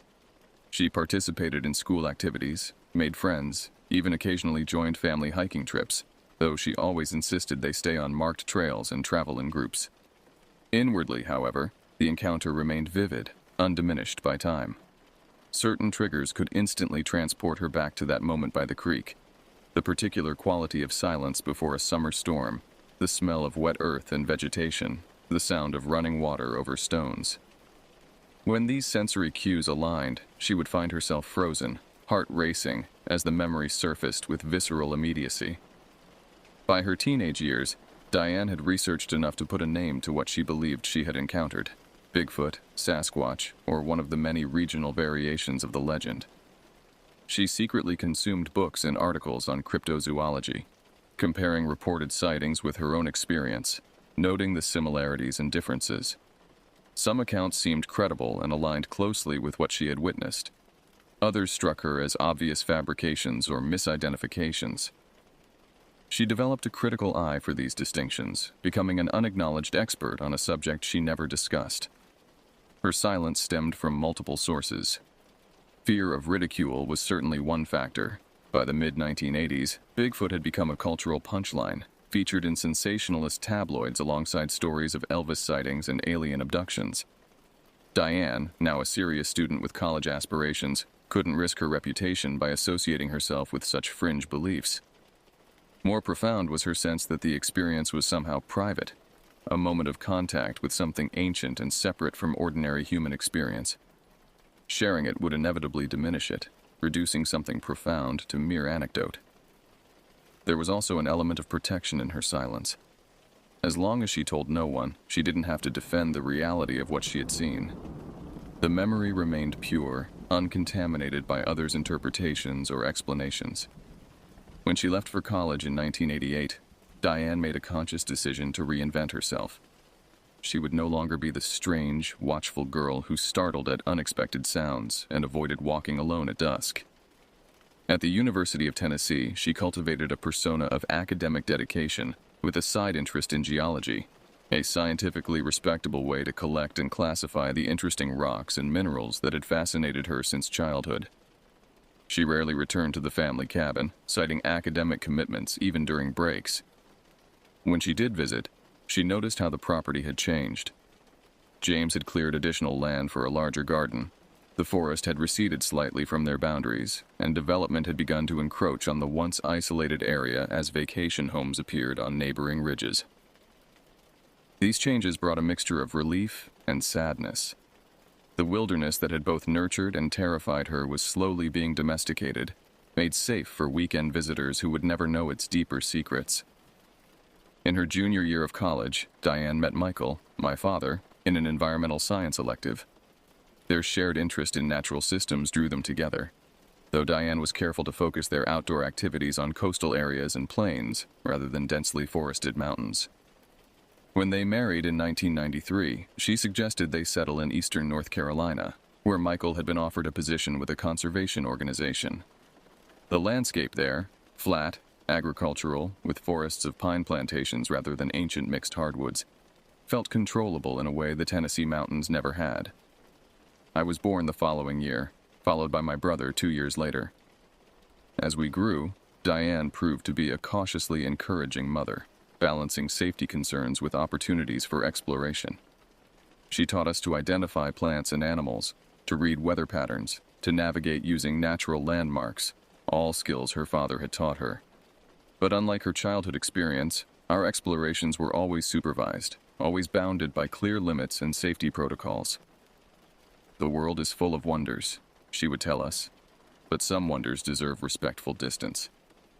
At the time, I interpreted this as standard parental caution.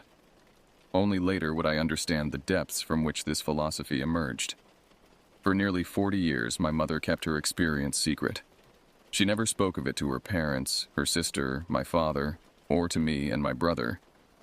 The encounter remained sealed within her, influencing her choices and perspectives in ways we couldn't recognize because we lacked the context to understand them.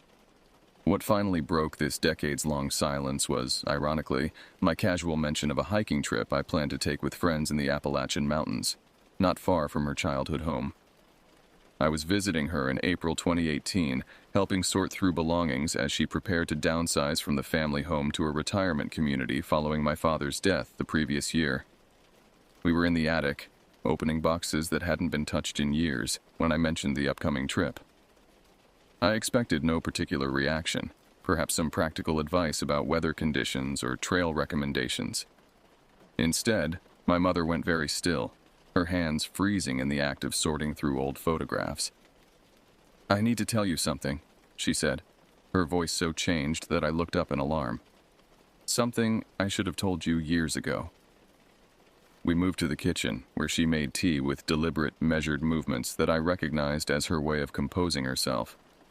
Then, sitting across from me at the table where our family had shared thousands of meals, she began to speak. The story emerged haltingly at first, then with increasing fluency, as decades of silence gave way to release. She recounted the events of that July day in 1979 with astonishing detail. The quality of light filtering through the trees, the temperature of the creek water, the precise sound of the creature's vocalization, the intelligence in its eyes. I listened without interruption, recognizing the profound significance of this moment. Here was the missing piece that explained so many of my mother's peculiarities. Her insistence on our always hiking in groups, her subtle tension when visiting densely wooded areas, her preference for homes with minimal surrounding forest. When she finished, silence filled the kitchen. Outside, spring rain tapped against the windows, creating a gentle backdrop to the momentous revelation that hung in the air between us. "You believe me, don't you?" she finally asked, vulnerability evident in her voice. In that moment, she looked younger somehow, as if sharing the story had temporarily transported her back to that 9-year-old girl by the creek. Did I believe her? The rational part of my mind cataloged alternative explanations. A bear standing on hind legs, an unusually tall human with a beard, a child's imagination transforming an ordinary encounter into something extraordinary. Yet I couldn't dismiss the consistency and clarity of her account, nor the evident sincerity with which she shared it. "I believe you experienced something profound," I said carefully. "Something that defied your understanding of the world." She studied my face, clearly assessing whether my response represented belief or diplomatic evasion. Whatever she saw apparently satisfied her. "I've never told anyone before," she said, "not even your father." "Why now?" I asked. "Because you're going to those mountains," she replied. "And while I don't think you'll encounter what I encountered, I need you to understand why certain precautions matter."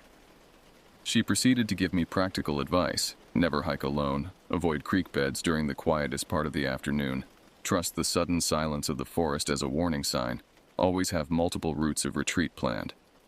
Advice that would have seemed paranoid without the context she had just provided. I'm not telling you this to frighten you, she emphasized. The mountains aren't malevolent. They're just more complex than most people realize. In the days that followed, we revisited the story multiple times. Each conversation revealed additional details she had suppressed for decades. How she had secretly mapped the area of her encounter and avoided it during subsequent forest explorations. How she had studied indigenous legends about forest beings after leaving for college. How she had occasionally spotted unusual track patterns during family hiking trips, but had deliberately steered us away without explanation. When I asked why she had maintained her silence for so long, her answer was revealing. Once you've seen something that most people insist cannot exist, you face an impossible choice. Either you question your own perception, your own sanity, or you accept that the world is fundamentally different from what you've been taught. Neither option offers comfort. My hiking trip to the Appalachians proceeded as planned that May, though with a heightened awareness shaped by my mother's revelation. I found myself attuned to the forest in ways I hadn't been before, noting subtle shifts in wildlife sounds, watching the tree line with greater attention, feeling a distinct unease when our group approached creek crossings in late afternoon. We encountered nothing unusual, just the expected beauty of ancient mountains in spring, with wildflowers carpeting the forest floor and new leaves creating a vibrant green canopy overhead. Yet I couldn't shake the sense that I was being permitted to witness only the surface of something much deeper and more complex. Upon my return, I began researching historical accounts of similar encounters in the Appalachian region. The literature was extensive but uneven. Credible first-hand accounts mixed with obvious hoaxes, scientific analysis alongside sensationalist speculation. Indigenous traditions from Cherokee and other Appalachian tribes described various forest beings with characteristics similar to what my mother had described, though filtered through cultural and spiritual frameworks that differed from modern cryptozoological approaches. I found myself drawn particularly to the anthropological perspectives. The notion that legends of wild men and forest beings might represent cultural memories of real but rare encounters with relict hominid populations or unusual natural phenomena. These scholarly approaches offered a middle ground between total dismissal and uncritical acceptance. When I shared some of these findings with my mother, she listened with interest, but without the need for validation that might have characterized someone less certain of their experience. "I don't need proof," she said simply. "I know what I saw." Her certainty gave me pause. Throughout my life, I had known my mother as rational, practical, and skeptical of extraordinary claims. She approached the world with scientific curiosity rather than superstition. This made her unwavering conviction all the more compelling. In the years since her revelation, our relationship has deepened around this shared secret. We've had countless conversations exploring the implications of her encounter, not just the question of what exactly she saw that day, but the more profound issue of how we integrate experiences that challenge our fundamental understanding of reality. Now, as I write this account, I find myself grappling with the same questions that haunted my mother for decades. What exists in the remote corners of our world, in the deepest shadows of ancient forests? How do we reconcile unexplainable experiences with our need for a coherent, rational worldview? What is lost when we dismiss accounts like my mother's as mere imagination or misidentification? I have no definitive answers. The forest keeps its secrets, revealing them only in rare, fleeting moments to those who happen to be in the right place at precisely the right, or perhaps wrong, time. What remains certain is the profound impact of that July afternoon on my mother's life, and by extension, on mine. A single encounter beside a mountain creek altered the course of her development, influenced her choices of where and how to live, affected her parenting philosophy, and created within her a division between public knowledge and private truth that she maintained for 4 decades. I sometimes wonder how different her life might have been without that encounter.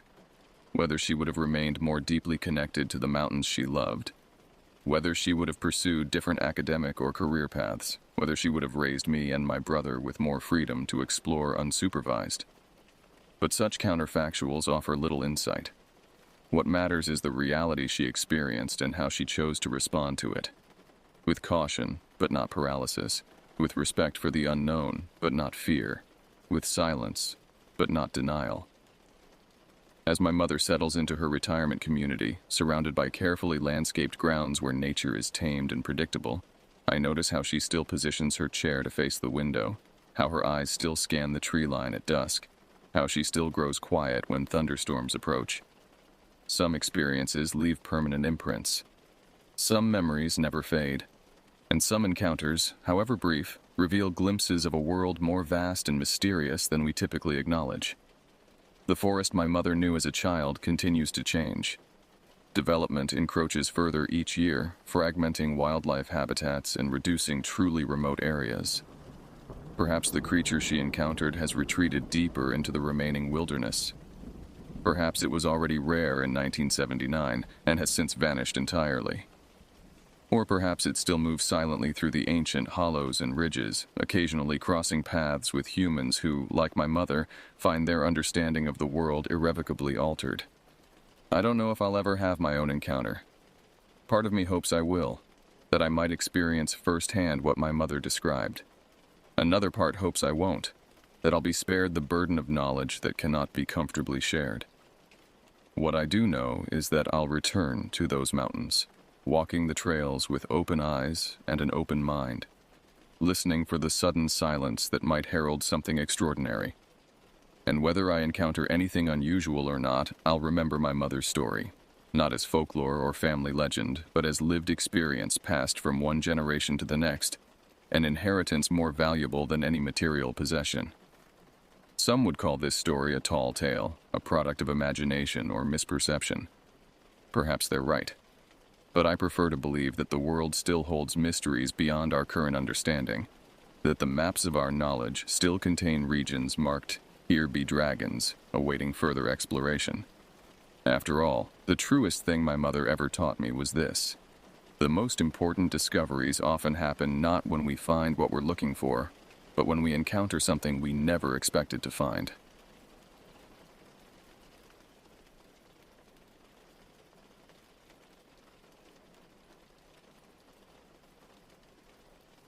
Journal entry, August 12, 2002. The weathered pages of this leather-bound journal have become my most reliable companion on these solitary journeys. Professional truck driver by trade, wanderer by choice. That's how I've come to define myself these past few years.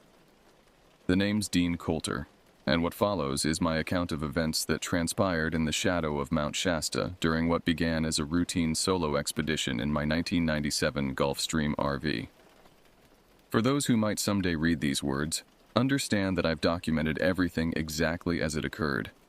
No embellishments, no fabrications, just the cold, hard truth of what happens when you venture too deep into places that don't want to be found. Northern California in August carries a particular charm. The towering pines standing sentinel over winding roads, the crisp mountain air carrying the scent of wild sage. After 15 years hauling freight across the country, I'd saved enough to afford these extended breaks from civilization. The company calls it a sabbatical. I call it salvation. My sister Caroline worried about these trips. "Dean, one of these days you're going to drop off the grid, and we'll never find you," she'd said during our last phone call. I'd laughed it off, assuring her that my satellite phone worked just fine, even in the most remote locations. What I couldn't tell her was that disappearing, at least temporarily, was precisely the point. The divorce had been finalized 6 months prior. 22 years of marriage dissolved in a courtroom that smelled of furniture polish and regret. Beth got the house, half my pension, and custody of our memories. I got the RV and an unrelenting silence that followed me everywhere. The highway stretched before me like a promise as I headed north on US 97. My intended destination was Olympic National Park in Washington, but the beauty of having your home on wheels is the freedom to change course on a whim. When I spotted the unmarked gravel turnoff just beyond Weed, California, something compelled me to take it. The narrow road wound through increasingly dense forest, climbing steadily in elevation. According to my well-worn atlas, I was skirting the eastern boundary of the Shasta Trinity National Forest. After about 20 minutes of cautious driving, the trees parted to reveal a small clearing. Not an official campground, but rather a flat, open space beside a gently flowing creek. Perfect. No registration required. No camp hosts checking in. No neighboring RVs with generators humming through the night. Just me, the mountains, and blessed solitude. I parked facing east to catch the morning sun, deployed the stabilizers, and stepped outside. The air carried a pristine quality that made each breath feel like the first real one I'd taken in months. A family of deer grazed at the forest's edge, unbothered by my presence. Chickadees flitted between branches overhead. Nature carrying on, indifferent to the human observer in its midst. That first evening, I sat beside a small campfire, nursing a glass of whiskey as the stars emerged in breathtaking clarity. The Milky Way stretched across the sky in a swath of cosmic dust that city dwellers never truly see. I felt small beneath that vast expanse, yet somehow connected to something larger than myself. The next day passed in peaceful monotony. I hiked a game trail that followed the creek upstream, discovering a series of small waterfalls cascading over moss-covered rocks.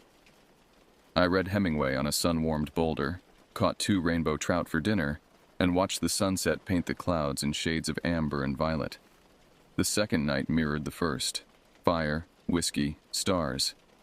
I fell asleep to the gentle symphony of crickets and the distant hooting of an owl. All was right with the world, until it wasn't. It began so subtly I almost missed it. A gradual diminishing of the forest's nocturnal chorus during my 3rd day at camp.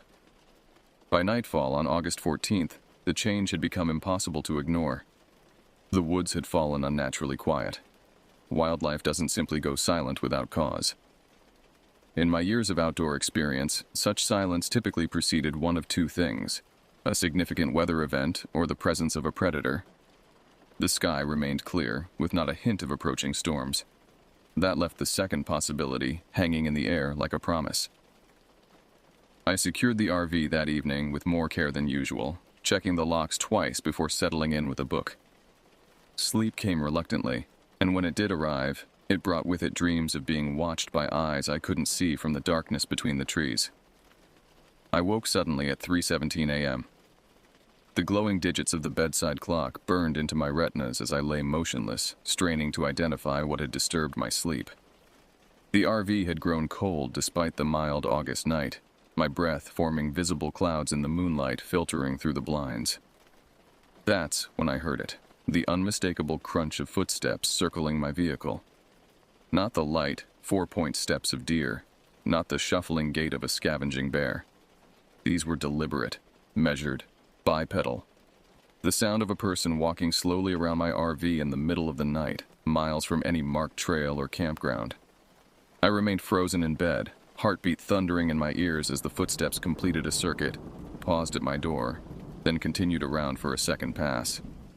The metal skin of the Gulf Stream creaked slightly, as though something was dragging its fingers along the exterior. After what seemed like hours but was likely only minutes, the footsteps receded into the forest. The temperature gradually returned to normal, though sleep remained elusive for the remainder of the night. Morning brought rationalization. Probably another hiker who'd gotten turned around, I told myself. They'd seen my RV and hoped for assistance, but thought better of waking a stranger at that hour. The cold? Just a normal mountain temperature fluctuation. These reassurances rang hollow even as I voiced them to the empty air of my kitchenette while brewing coffee. The forest remained unusually quiet as dawn broke over the eastern ridgeline, casting long shadows across my campsite. I couldn't have known then that August 15th would become the day that changed everything. The day that would draw a clear line between the life I had known and whatever remained afterward.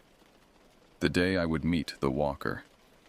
A heavy fog clung to the forest floor on the morning of August 15th, tendrils of mist winding between tree trunks like spectral fingers. I sipped coffee on the RV's small exterior deck, scanning the surrounding woodland for any sign of last night's visitor.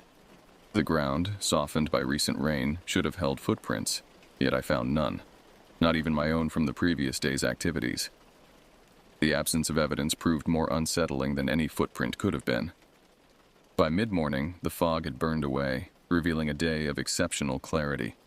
the kind of pristine beauty that makes you forget momentary unease. I decided to put the strange night behind me and explore further into the forest. I packed a day bag with essentials: water, energy bars, first aid kit, topographic map, compass, and my father's old hunting knife. More for utility than protection, though its weight against my hip provided comfort nonetheless. The trail I chose appeared little used, meandering northwest along a ridgeline that promised views of Mount Shasta's snow-capped peak. As I walked, I made mental notes of landmarks: a lightning-struck pine, a distinctive boulder formation, a small meadow carpeted with wildflowers, to ensure I could find my way back. 2 hours into my hike, I realized what had been bothering me since setting out: the continuing silence. No birdsong accompanied my journey. No squirrels chattered from overhead branches. Even the breeze seemed to hold its breath, creating an auditory vacuum that amplified my footsteps to thunderous proportions. Anyone who spent significant time in wilderness knows that nature is never truly silent. The absence of sound in a forest indicates disruption, something fundamental thrown out of balance. I paused at a stream crossing to refill my water bottle, listening intently for any sound beyond the gentle gurgle of water over stones. Nothing. The hairs on my arms stood at attention despite the warm afternoon sun. "Hello?" I called out experimentally, my voice jarringly loud in the silent woods. The forest swallowed my greeting without echo or response. I should have turned back then. Every instinct screamed warnings, yet curiosity pulled me forward like an invisible tether. Just a little further, I told myself. Just to that next ridge.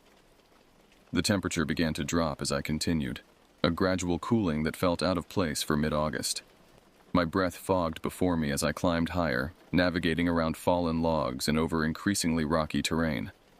The trees grew more sparse, revealing patches of sky between their sprawling crowns. That's when the smell hit me. A metallic, coppery scent that instantly triggered primal alarm bells. Blood. And not the clean smell of a hunter's recent kill, but the fetid odor of blood left to spoil under the sun. I crested the ridge and found myself looking down into a small basin. What I saw there halted me mid-stride, one foot suspended in air before slowly returning to earth. Below me lay the remains of a campsite. Not an RV setup like mine, but a proper backcountry camp with a tent, or what was left of one. The olive green canvas had been shredded, aluminum tent poles bent at impossible angles as though crushed by enormous pressure. A sleeping bag lay 20 feet away, ripped open, its down filling scattered like dirty snow across the clearing. But it was the central area that drew my horrified gaze. A large dark stain marred the pine needle floor, the earth soaked through with what could only be blood. Too much blood for someone to have survived its loss. Yet there was no body. Personal effects lay scattered in a rough circle around the bloodstain. A flashlight, a dog-eared paperback swollen from moisture, a blue flannel shirt stiff with dried blood, a single hiking boot. I fumbled for my satellite phone with trembling hands, only to find no signal. Of course, the surrounding peaks must have been blocking transmission. "Hello?" I called again, louder this time. "Anyone there? Anyone need help?" The words felt inadequate, even foolish. Whatever had happened here wasn't recent. The blood had darkened to the color of rust, and there were signs that small animals had been picking through the scattered supplies. Professional instinct took over. I needed to document this, then get back to civilization and report it to authorities. I removed my digital camera from my backpack and began photographing the scene, careful not to disturb anything that might serve as evidence. As I captured a shot of what appeared to be claw marks gouged into a nearby tree trunk, a twig snapped in the forest beyond the destroyed campsite. I whirled toward the sound, camera still raised. The thing that stood at the forest's edge defied immediate categorization. My mind cycled through possible identifications. Bear? No. Person in a costume? Impossible, not here. Some unknown primate? Nothing documented in these mountains could match what I was seeing.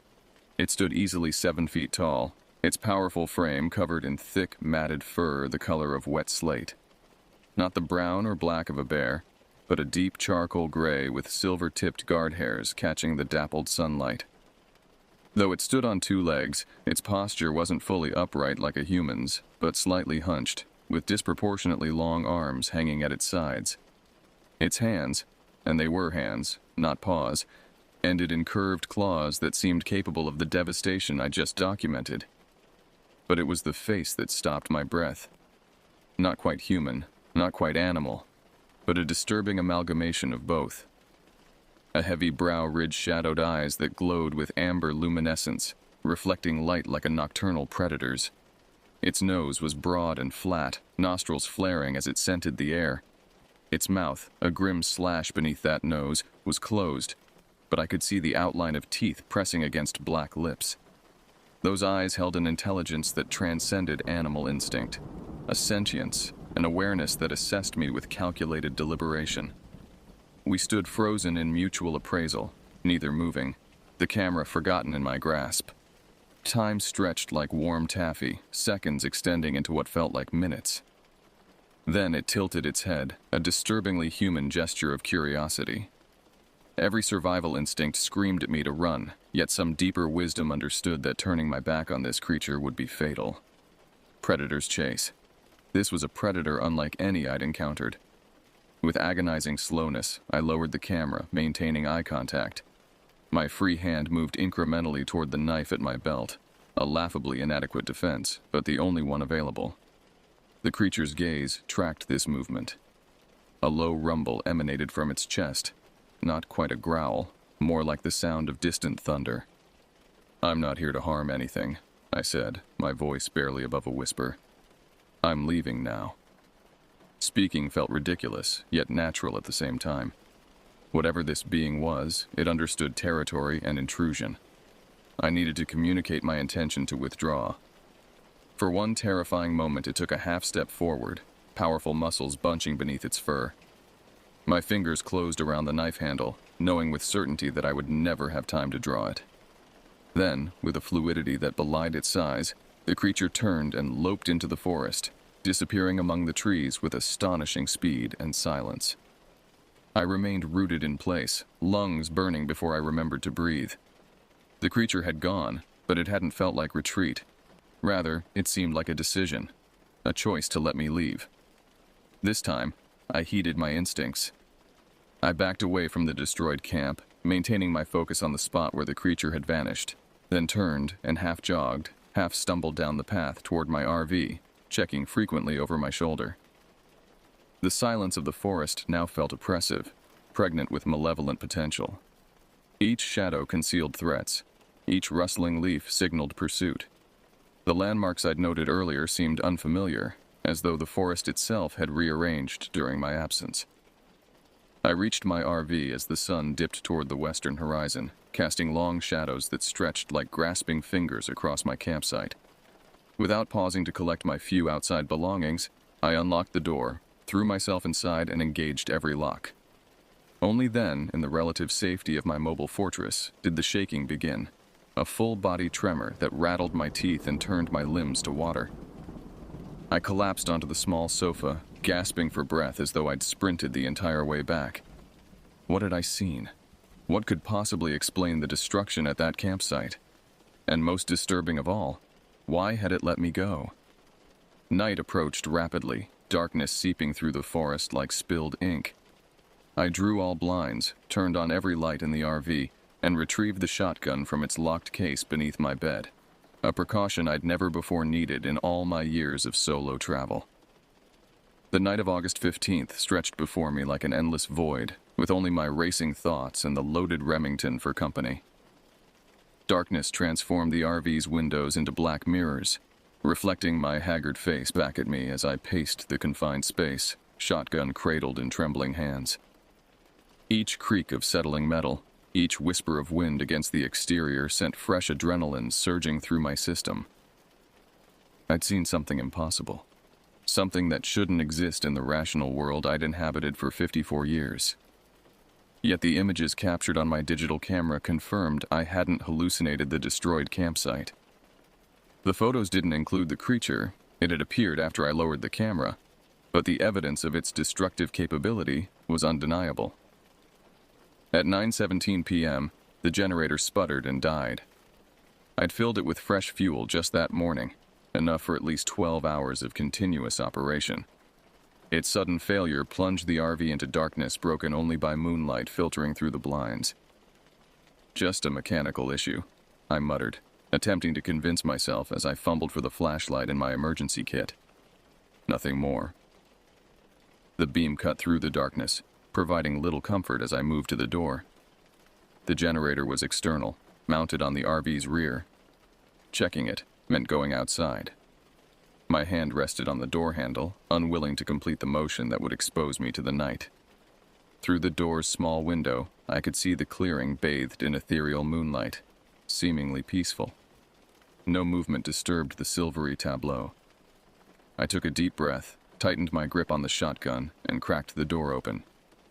The forest's silence rushed in like a physical force. No chirping insects, no rustling leaves.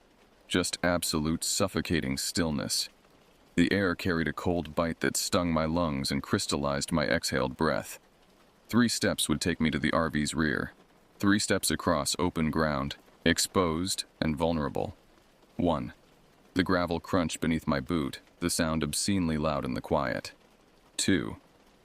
Halfway there, senses hyper-alert, scanning the tree line where darkness gathered like spilled oil. 3. I rounded the corner to find the generator's access panel open, its interior a mess of severed wires and mangled components.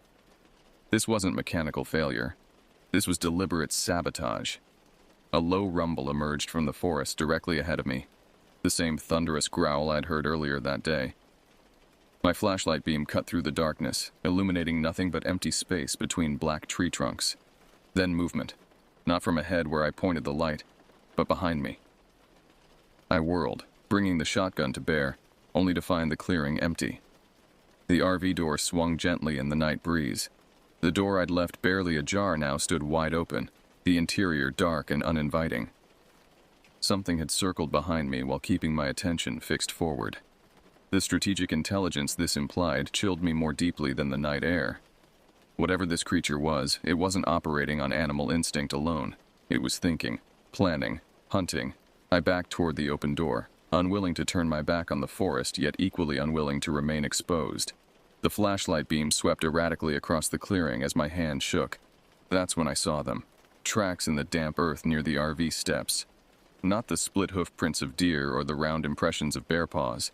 These were elongated, 5-toed prints with clear claw marks extending from each digit. They measured easily 15 inches from heel to toe. The tracks led directly to my open door. It had been inside my RV. Cold sweat trickled down my spine as I eased up the steps, shotgun raised, flashlight illuminating the interior in bouncing, disjointed patches. Everything appeared untouched. No destruction, no obvious signs of intrusion. Yet something felt fundamentally wrong, like finding a stranger sitting in your home's darkest corner. The bathroom door stood ajar, the small space beyond shrouded in shadow. I approached slowly, pulse hammering in my throat. The narrow beam revealed nothing as I nudged the door wider with the shotgun barrel. Empty. Relief flooded through me, followed immediately by renewed tension as my flashlight caught a reflection in the bathroom mirror. 2 amber points of light hovering at the height of my shoulders, standing behind me. I spun, finger tightening on the trigger, but the space behind me contained nothing but shadows. My mind was conjuring threats from darkness and fear. Yet when I turned back to the mirror, a message had been drawn in the condensation on the glass. Get out. 2 simple words, finger traced by something that shouldn't possess the intelligence for written language. The implication sent my thoughts spiraling toward panic. I backed out of the bathroom, sweeping the flashlight across every corner of the RV. Nothing waited in the shadows, yet the sense of violation remained palpable. Something had been here, moved through my space, touched my possessions, left its warning. It wanted me gone. The realization brought unexpected clarity. I needed to leave, immediately. No amount of curiosity or stubbornness justified remaining in this forest another night. I could reach the main highway in 40 minutes if I drove carefully in the dark. I stowed the shotgun within easy reach of the driver's seat, secured loose items for travel, and slid behind the wheel. The engine turned over on the first try, its rumble obscenely loud in the silent night.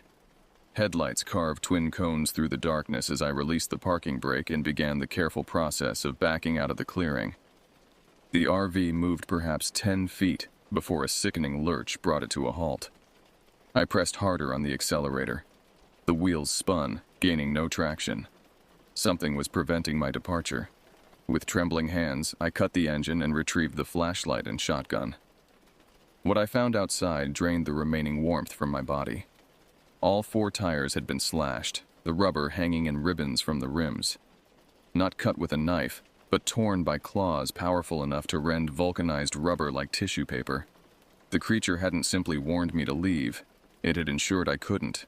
I was trapped. Back inside, I double-checked every lock, then methodically closed and secured each blind. The RV became a metal box with me sealed inside, the darkness broken only by my flashlight beam and the faint moonlight seeping around the blind's edges. Sleep was unthinkable. I positioned myself on the small sofa with clear sightlines to all windows and the door, shotgun across my lap, back pressed against the wall to prevent anything from approaching unseen. Hours crawled by in tense vigilance. My eyelids grew heavy despite my fear, the adrenaline that had sustained me gradually depleting as midnight passed into early morning. I fought against fatigue, pinching my skin and shifting positions to maintain alertness. Around 2:30 a.m. I heard it, the now familiar sound of deliberate footsteps circling the RV. Not attempting stealth this time, but making its presence known. A psychological tactic meant to wear down resistance through sustained terror. The steps completed one circuit, then another, occasionally punctuated by the scrape of claws against metal. After the third pass, they stopped directly outside my door. I raised the shotgun, aiming at the thin barrier that suddenly seemed woefully inadequate. Something heavy leaned against the door, making the hinges creak in protest. The doorknob rattled. Not the jiggling attempt of something without dexterity, but the deliberate testing of a locked handle. Then came a sound that nearly stopped my heart. 3 distinct knocks.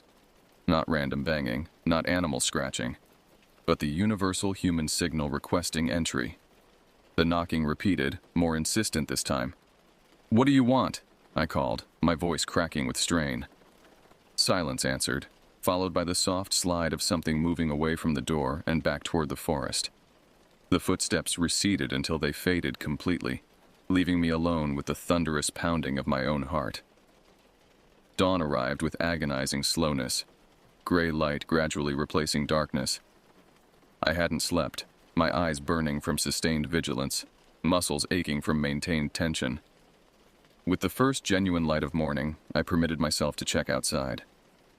The clearing stood empty, peaceful in appearance, betraying nothing of the night's terror. The only evidence of my visitor was the destroyed tires and a series of those distinctive tracks circling the RV, ending at the forest's edge. I faced an inescapable reality. I needed help. With no vehicle, no working phone, and at least 15 miles of rough terrain between me and the nearest paved road, my options were limited. I could attempt to hike out, but that meant exposing myself in the forest where it clearly held the advantage. Or I could wait, hoping another traveler might pass by this remote location. The decision was made for me when I spotted dust rising on the distant access road. A vehicle was approaching. Relief flooded through me as a Forest Service truck came into view, its green paint gleaming in the morning sun. It pulled alongside my disabled RV, and a uniformed ranger stepped out, adjusting his wide-brimmed hat. "Having some trouble?" he called, surveying the slashed tires with a frown. "You could say that," I replied, the shotgun hidden just inside my door. Something held me back from immediately sharing the full story. "Woke up to find them like this." The ranger approached, crouching to examine the damage. "Never seen anything like this," he murmured, running fingers along the jagged tiers. "Bear damage usually looks different." "It wasn't a bear," I said firmly. He glanced up, something shifting in his expression. "No?" "I need to report a possible missing person situation," I continued, deciding to focus on the destroyed campsite rather than my nocturnal visitor. "I found an abandoned camp up the ridge yesterday. Signs of violence, a lot of blood." The ranger stood slowly, dusting off his hands. That would be the Schaefer site. The casual familiarity of his response caught me off guard. You know about it? We found their vehicle at a trailhead 2 miles south 3 days ago, he explained. Search teams have been combing the area since. You're the first person to actually locate their camp. And the blood? The destruction? The ranger's face remained professional, but something guarded entered his eyes. May I come in? I should take your statement properly. Inside the RV, he declined my offer of coffee, instead removing a small notebook from his breast pocket. Start from the beginning, he instructed. When did you arrive here? I recounted my arrival and the events leading up to discovering the destroyed campsite, carefully omitting any mention of the creature. Something about the ranger's carefully neutral expression made me hesitant to share the full story. And you didn't see anyone? Hear anything unusual? He prompted when I finished. The question hung in the air between us. A test, perhaps? Like what? I countered. The ranger closed his notebook and leaned forward, voice dropping to near whisper. Mr. Coulter, have you ever heard of the Walker? The question sent ice through my veins. Should I have? I managed, keeping my expression neutral. The ranger studied me for a long moment before continuing. There's a reason this area isn't on any tourist maps, despite its beauty. There's a reason the Forest Service doesn't maintain campsites here, despite the perfect terrain. He glanced toward the window, as though checking that we remained alone. Local tribes avoided this valley for centuries before white settlers arrived. They called it the shadow place in their language. Said it belonged to something that wasn't human, wasn't animal, but somewhere in between. The Walker, I supplied. He nodded grimly. The Guardian, the Protector, the Wendigo. It has many names, but all the stories agree on one thing. It defends its territory with extreme prejudice against those who don't belong. Like the Schaefers, I said softly. And perhaps like you, he added, his gaze intensifying. Those tire slashes aren't random vandalism, Mr. Coulter. They're a message. Get out, I whispered, remembering the words on my bathroom mirror. But don't run, the ranger added cryptically. It respects those who face it with courage, despises those who show fear. He stood abruptly, adjusting his hat. I'll call for a tow truck from town. Should be here in a few hours. Until then, I suggest you pack what you need and be ready to leave. Don't wander from your vehicle. At the door, he paused, turning back with an unreadable expression. Whatever you saw out there, Mr. Coulter, whatever you think you saw, it might be best not to include it in any official report. Some things aren't meant for government forms and public records. With that cryptic advice, he departed, the Forest Service truck raising dust as it disappeared down the access road. I stood in the doorway, watching until the vehicle vanished from sight, the ranger's words echoing in my mind. He knew. Without my saying a word, he knew what had happened here. This wasn't the first time the Walker had made its presence known, and I suspected it wouldn't be the last. The tow truck arrived 3 hours later, driven by a weather-beaten man who introduced himself simply as Mac. He worked efficiently, securing my disabled RV to the flatbed with minimal conversation beyond practical necessities. Where we headed? He asked once the RV was loaded. Nearest town with a service garage, I replied, climbing into the truck's passenger seat with my essential belongings hastily packed in a duffel bag. Mac nodded, putting the truck in gear. That'd be Shasta City, about 30 miles south. The journey passed mostly in silence, the forest gradually giving way to more open terrain as we descended from the mountains. My mind replayed the events of the past 24 hours in continuous loop, searching for rational explanations that remained stubbornly elusive. Found you in a bad spot, Mac commented as we approached civilization, breaking the extended silence. Most folks know better than to camp up in that valley. I glanced at him, noting the deliberate casualness of his remark. The ranger mentioned something similar. Mac's weathered hands tightened on the steering wheel. Ranger McCullough's been around these parts his whole life, knows things most Forest Service folks don't. About the Walker? I ventured carefully. The truck slowed slightly, Mac's eyes flicking toward me before returning to the road. Had yourself an encounter, did you? The question hung between us, an invitation to share my experience with someone who might actually believe it. I'd been mulling over how I'd explain the destroyed tires to authorities. Vandals, perhaps, or an unusually determined bear. But the prospect of speaking the truth to someone who wouldn't immediately dismiss it was tempting. I found a destroyed campsite, I began cautiously, and afterwards something followed me back to my RV. Mac nodded slowly, as though I'd merely confirmed his suspicions. The Schaefers, young couple from Oregon backpacking through, rangers found their car Tuesday. What happens now? Will they keep searching? A bitter smile creased Mac's leathery face. They'll search. Won't find anything worth finding. You mean they're dead? Means they trespassed where they weren't welcome, he corrected. Same as you, except you got a warning instead of a sentence. We crested a hill, and Shasta City came into view below, a small mountain community nestled in a valley, its buildings clustered around a main street that could have been plucked from a century earlier. The afternoon sun glinted off the windows of a church steeple at the town's center. I'll take you to Jim's garage, Mac said, navigating toward the town. He can order new tires. Have you fixed up by tomorrow afternoon? I'd appreciate that. Meanwhile, Crossroads Inn has decent rooms. Clean, quiet. Owner's my sister Maggie. I'll let her know you're coming. We pulled into a garage at the edge of town, where a middle-aged man in oil-stained coveralls emerged from beneath a lifted pickup truck. Jim, presumably. He exchanged nods with Mac, then surveyed my damaged RV with professional interest. Bear? He asked simply. Something like that, I replied. His eyes narrowed slightly, but he asked no further questions. Can have you back on the road tomorrow if the tires arrive on the morning delivery. Cost you about $800 for the set, plus labor. I nodded agreement, then settled the towing fee with Mac, who offered me a ride to the Crossroads Inn before I could ask.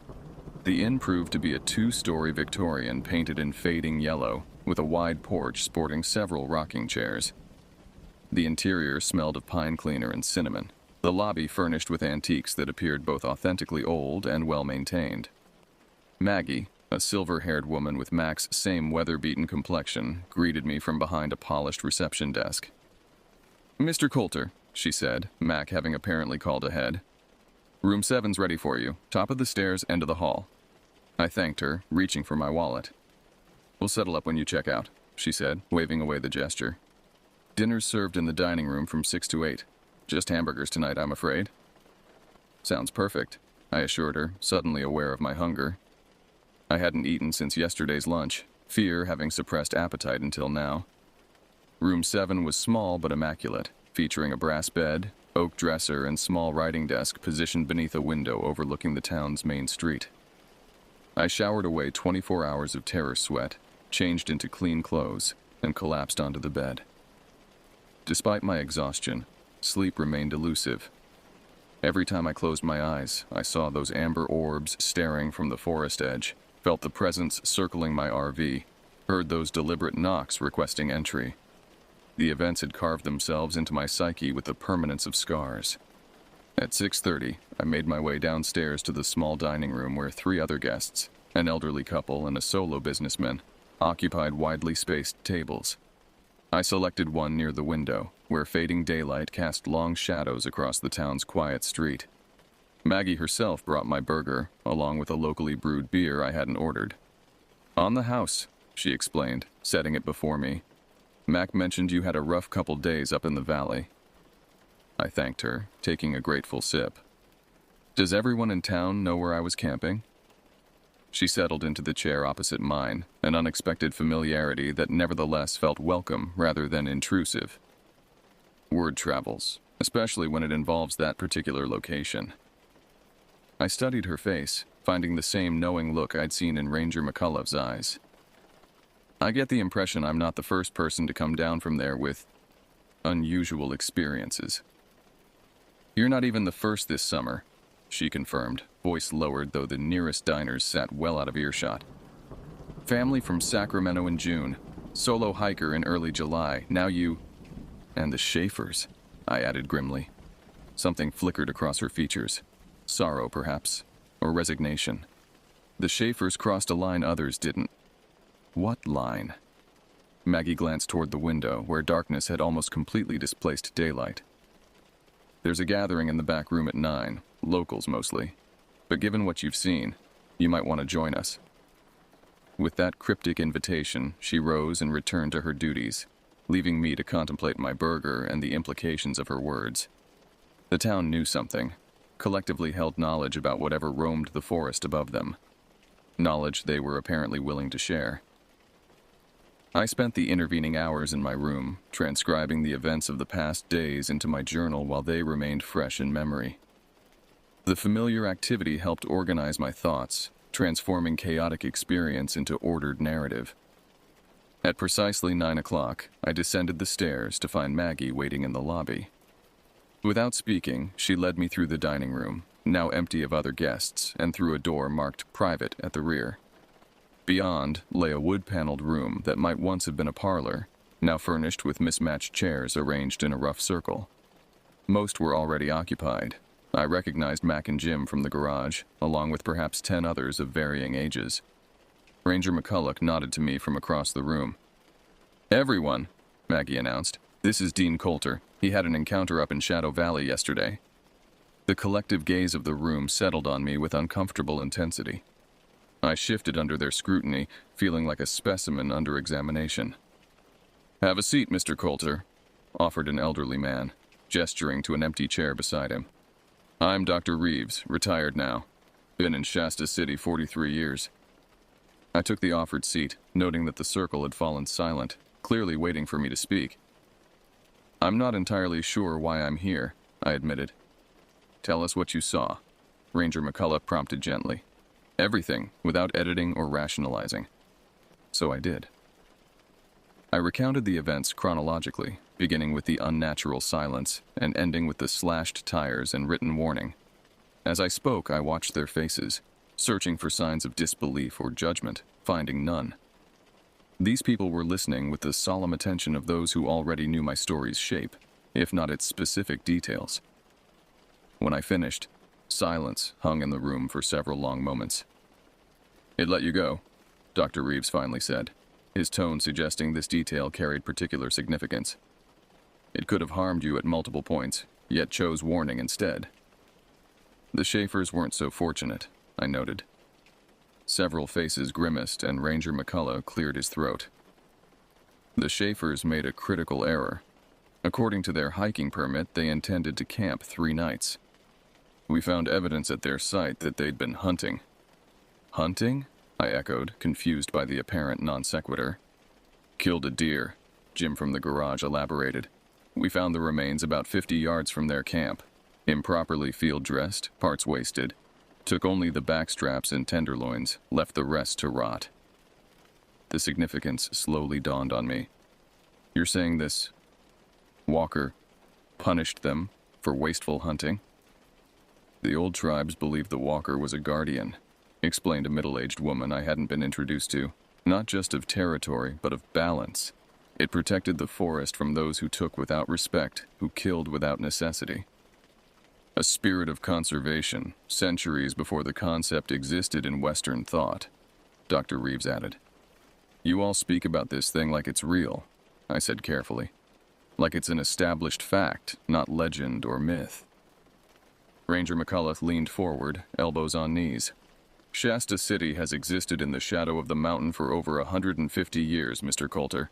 In that time, we've accumulated certain local knowledge that doesn't find its way into tourist brochures or government reports." "What exactly are you saying?" "We're saying," Maggie interjected, "that what you encountered has been part of these mountains since before human memory. The tribes knew it, the settlers learned about it, and we've reached an understanding with it." "An understanding?" "Respect the forest," Jim summarized bluntly. "Don't overhunt, don't overharvest. Don't disturb certain areas, like Shadow Valley, where you were camping. In return, it leaves the town alone." I glanced around the circle, searching for any sign that this was an elaborate hoax or shared delusion. I found none. These were ordinary, seemingly rational people, collectively acknowledging an extraordinary reality. "Why tell me this?" I asked finally. "Why bring an outsider into your secret?" Dr. Reeves smiled thinly. "Because you're marked now. You've seen it, and it's seen you. That creates a connection that doesn't simply disappear when you drive away tomorrow. Cold apprehension crawled up my spine. What does that mean? It means, Ranger McCulloch said carefully, that you should be prepared for the possibility that your encounter wasn't a random event or your final interaction with the walker. You're saying it might follow me, beyond these mountains. Several members of the circle exchanged glances, a silent communication passing between them. Not exactly, Maggie replied after a moment. But those who encounter it often find themselves drawn back. Dreams, compulsions, coincidences that lead them to return to this area. Like it gets inside your head, Mac added, tapping his temple significantly. Or like it marks your soul, countered Dr. Reeves.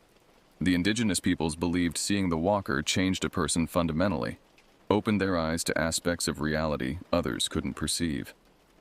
I thought of those intelligent amber eyes studying me in the forest clearing, the deliberate knocking at my door, the written warning in my bathroom mirror.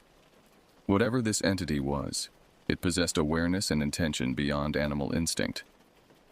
What do I do? I asked simply. Tomorrow you'll get your RV fixed and drive away, Ranger McCulloch advised. Continue your travels, live your life, but carry what you've learned about respect and balance with you. And if I experience these compulsions to return? Dr. Reeves reached into his pocket, extracting a business card that he handed to me. My number. If you need guidance, or simply someone who won't think you're hallucinating when you describe your experiences. The gathering concluded shortly thereafter, dispersing with handshakes and somber nods. I returned to my room with more questions than answers, though a strange sense of validation had replaced my earlier isolation. Whatever I'd encountered, these people accepted its reality without question. I slept fitfully that night, dreaming of amber eyes watching from forest shadows and clawed hands reaching for my door. Morning arrived with merciful normality, sunlight streaming through lace curtains, the distant sounds of Main Street coming to life, the aroma of coffee wafting from the inn's dining room. For a blissful moment, the events of the previous days seemed like nothing more than an elaborate nightmare. Then I noticed the mud. A trail of dried forest soil marked the hardwood floor, leading from my door to the window overlooking Main Street. The window I'd closed and locked before retiring. Now it stood open, the curtains shifting gently in the morning breeze. Someone, something, had been in my room while I slept. I approached the windowsill with cautious steps, examining the dried mud. Within one larger smear, I could make out the distinct impression of elongated toes with claw marks extending beyond them. The same tracks I'd seen circling my RV. My heart hammered against my ribs as I followed the mud trail backward to my door, confirming it remained locked from the inside. Whatever had visited had bypassed normal entry points, scaling the exterior wall to an upper-story window with apparent ease. Yet nothing in my room had been disturbed. My belongings remained untouched, my journal open on the desk exactly as I'd left it. Not a threat then, but a message. I can reach you anywhere. I showered and dressed with mechanical movements, my mind racing to process this latest development. The gathering last night had mentioned a connection, a marking that transcended physical distance. I'd interpreted their warnings as psychological, perhaps metaphorical. This mud on my floor suggested something far more literal. Downstairs, the dining room hosted several guests enjoying breakfast. I selected a table facing the entrance, positioning myself to observe all entryways, a habit that would persist long after the events of that August. Maggie approached with coffee, her practiced innkeeper's smile faltering as she registered my expression. "Rough night?" she inquired, filling my cup. "You could say that," I replied, lowering my voice. "I had a visitor." Her hand stilled, coffee pot hovering above my cup. "What kind of visitor?" "The kind that leaves muddy footprints from a second-story window." Maggie's composure slipped momentarily, genuine alarm crossing her features before she controlled it. "Eat your breakfast," she advised quietly. "Then come find me in the office." I forced down eggs and toast that tasted like cardboard, keeping my attention divided between my plate and the room's entrances. No one else seemed to notice anything amiss. Tourists planning their day, a businessman reviewing documents over coffee, an elderly couple discussing their grandchildren. Normal life continuing around me while my reality had fundamentally shifted. Maggie waited in a small office behind the reception desk, door open in clear invitation. I entered, closing it behind me. She gestured to a chair opposite her cluttered desk. "Tell me exactly what you found," she requested without preamble. I described the mud trail and open window, watching her face grow increasingly grave as I spoke. "This is unusual," she admitted when I finished. "The walker rarely follows people into town. It respects the boundaries we've established over generations. Yet it came to my room," I pointed out. "Specifically my room, bypassing other guests." Maggie nodded slowly, her expression contemplative. "You said it let you go in the forest, even after you photographed the Schaefer's site. Now this, it's showing particular interest in you. Why? I'm nobody special." "Perhaps that's for the walker to determine, not us." She opened a drawer, removing a small cloth pouch that she placed on the desk between us. "Local tribe medicine, protection and clarity. Keep it with you." I accepted the pouch with murmured thanks, more out of politeness than conviction in its efficacy. "Your RV should be ready by noon," she continued. "When you leave, head south. Don't circle back north, even if that was your original plan. Create distance." "And then what?" I asked, an edge entering my voice. "Keep running? Always look over my shoulder? Change my entire life because some creature has taken an interest in me?" Maggie's weathered face softened with something like compassion. "The walker isn't malevolent, Mr. Coulter. It's ancient, powerful, and operates by rules we barely comprehend. But it's not evil. If it wanted to harm you, we wouldn't be having this conversation. Then what does it want?" "Perhaps just to be acknowledged, remembered." She gestured toward my jacket pocket where my journal created a visible outline. "You keep a record of your travels, yes? Include this encounter. Don't sanitize it or rationalize it away." The request aligned with my existing intentions. I'd already documented everything in meticulous detail, compelled by some inner drive to preserve the experience accurately.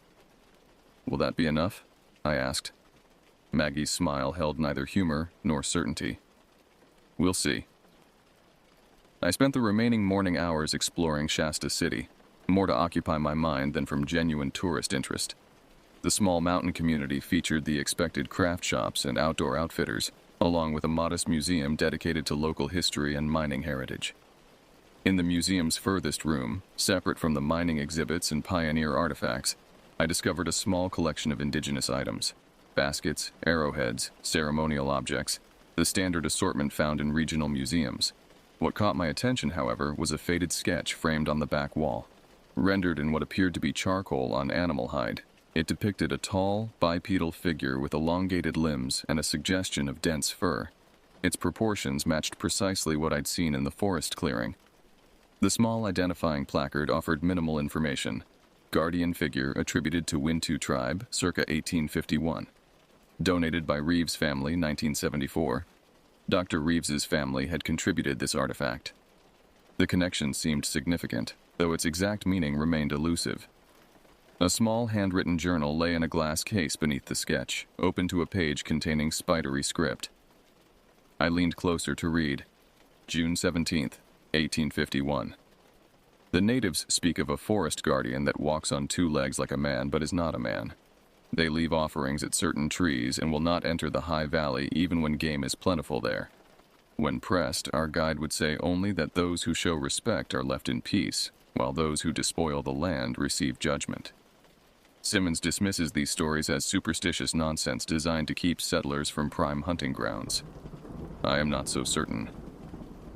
Last night, something circled our camp that left tracks unlike any bear or mountain lion I have encountered. The native's warning may merit greater consideration than my colleagues allow. The account, though brief, confirmed the continuity of the walker's presence in these mountains, from indigenous knowledge through early settlement to the present day. This wasn't a recent phenomenon or contemporary legend, but a persistent reality documented across generations. At noon, I retrieved my repaired RV from Jim's garage, the 4 new tires incongruously pristine against the vehicle's travel-worn exterior. Jim provided minimal conversation during our transaction, though his eyes held the same knowing look I'd encountered in the gathering the previous night. "Heading south?" he asked as he handed over the invoice.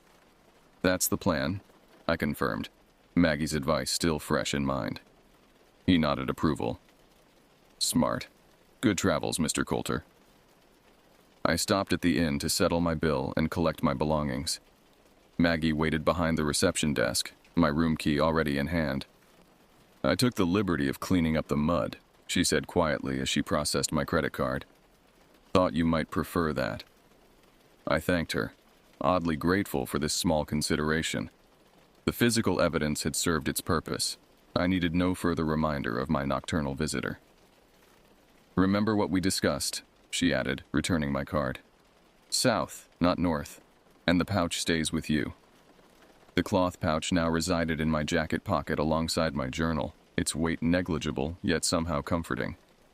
I wasn't a superstitious man by nature, but recent events had expanded my definition of possible reality. By 1 o'clock, I had left Shasta City behind, the RV humming smoothly along Highway 89 southbound. Each mile increased the distance between myself and Shadow Valley, yet brought no corresponding sense of safety or resolution. The dashboard clock read 3:17 p.m. when I noticed the first crow. It perched on a roadside fence post, larger than typical for the species, its glossy black feathers reflecting sunlight like polished obsidian.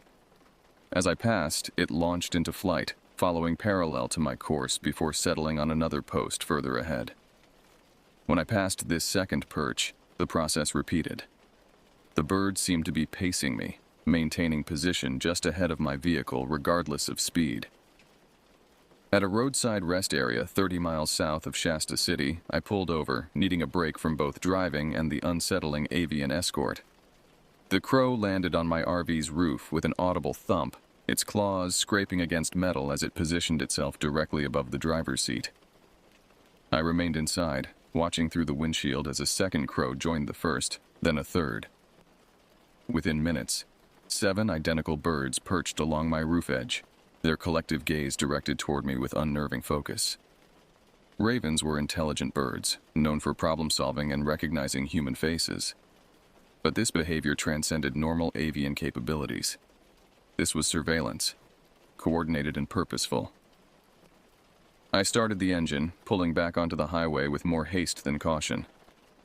The birds took flight as one, maintaining formation above and beside the RV like a feathered honor guard. At the junction where Highway 89 met Interstate 5, the decision point between continued southbound travel or the westward turn that would eventually lead to my intended destination of Olympic National Park, the ravens dispersed suddenly. One moment they flanked my vehicle. The next, they veered eastward as a unified group, disappearing toward the distant mountains. Their message seemed clear. I had chosen correctly, south, not north, away from Shadow Valley and its guardian. I continued driving until sunset, finally stopping at a commercial RV park outside Redding, the polar opposite of my remote forest clearing, with hookups, facilities, and neighboring campers on all sides. The normalcy felt both reassuring and somehow hollow, as though I'd retreated from something essential in exchange for safety. Sleep came easier than expected, exhaustion finally overriding hypervigilance. I dreamed of forest paths and amber eyes watching from shadows, but the nightmares held no terror, only a strange sense of communion. I woke at dawn, my decision already made with the clarity that sometimes accompanies early morning consciousness. I would not continue south or west. I would not run from what had marked me. I would return to Shasta City, to Dr. Reeves, to the gathering of those who understood. Not immediately, but eventually, when the pull became too insistent to ignore. The walker had entered my reality, altering it in ways I was only beginning to comprehend. Fighting that alteration seemed not only futile but somehow inappropriate, like resisting a natural process necessary for growth. As I prepared coffee in the RV's small kitchenette, I noticed something on the countertop that hadn't been there the previous night.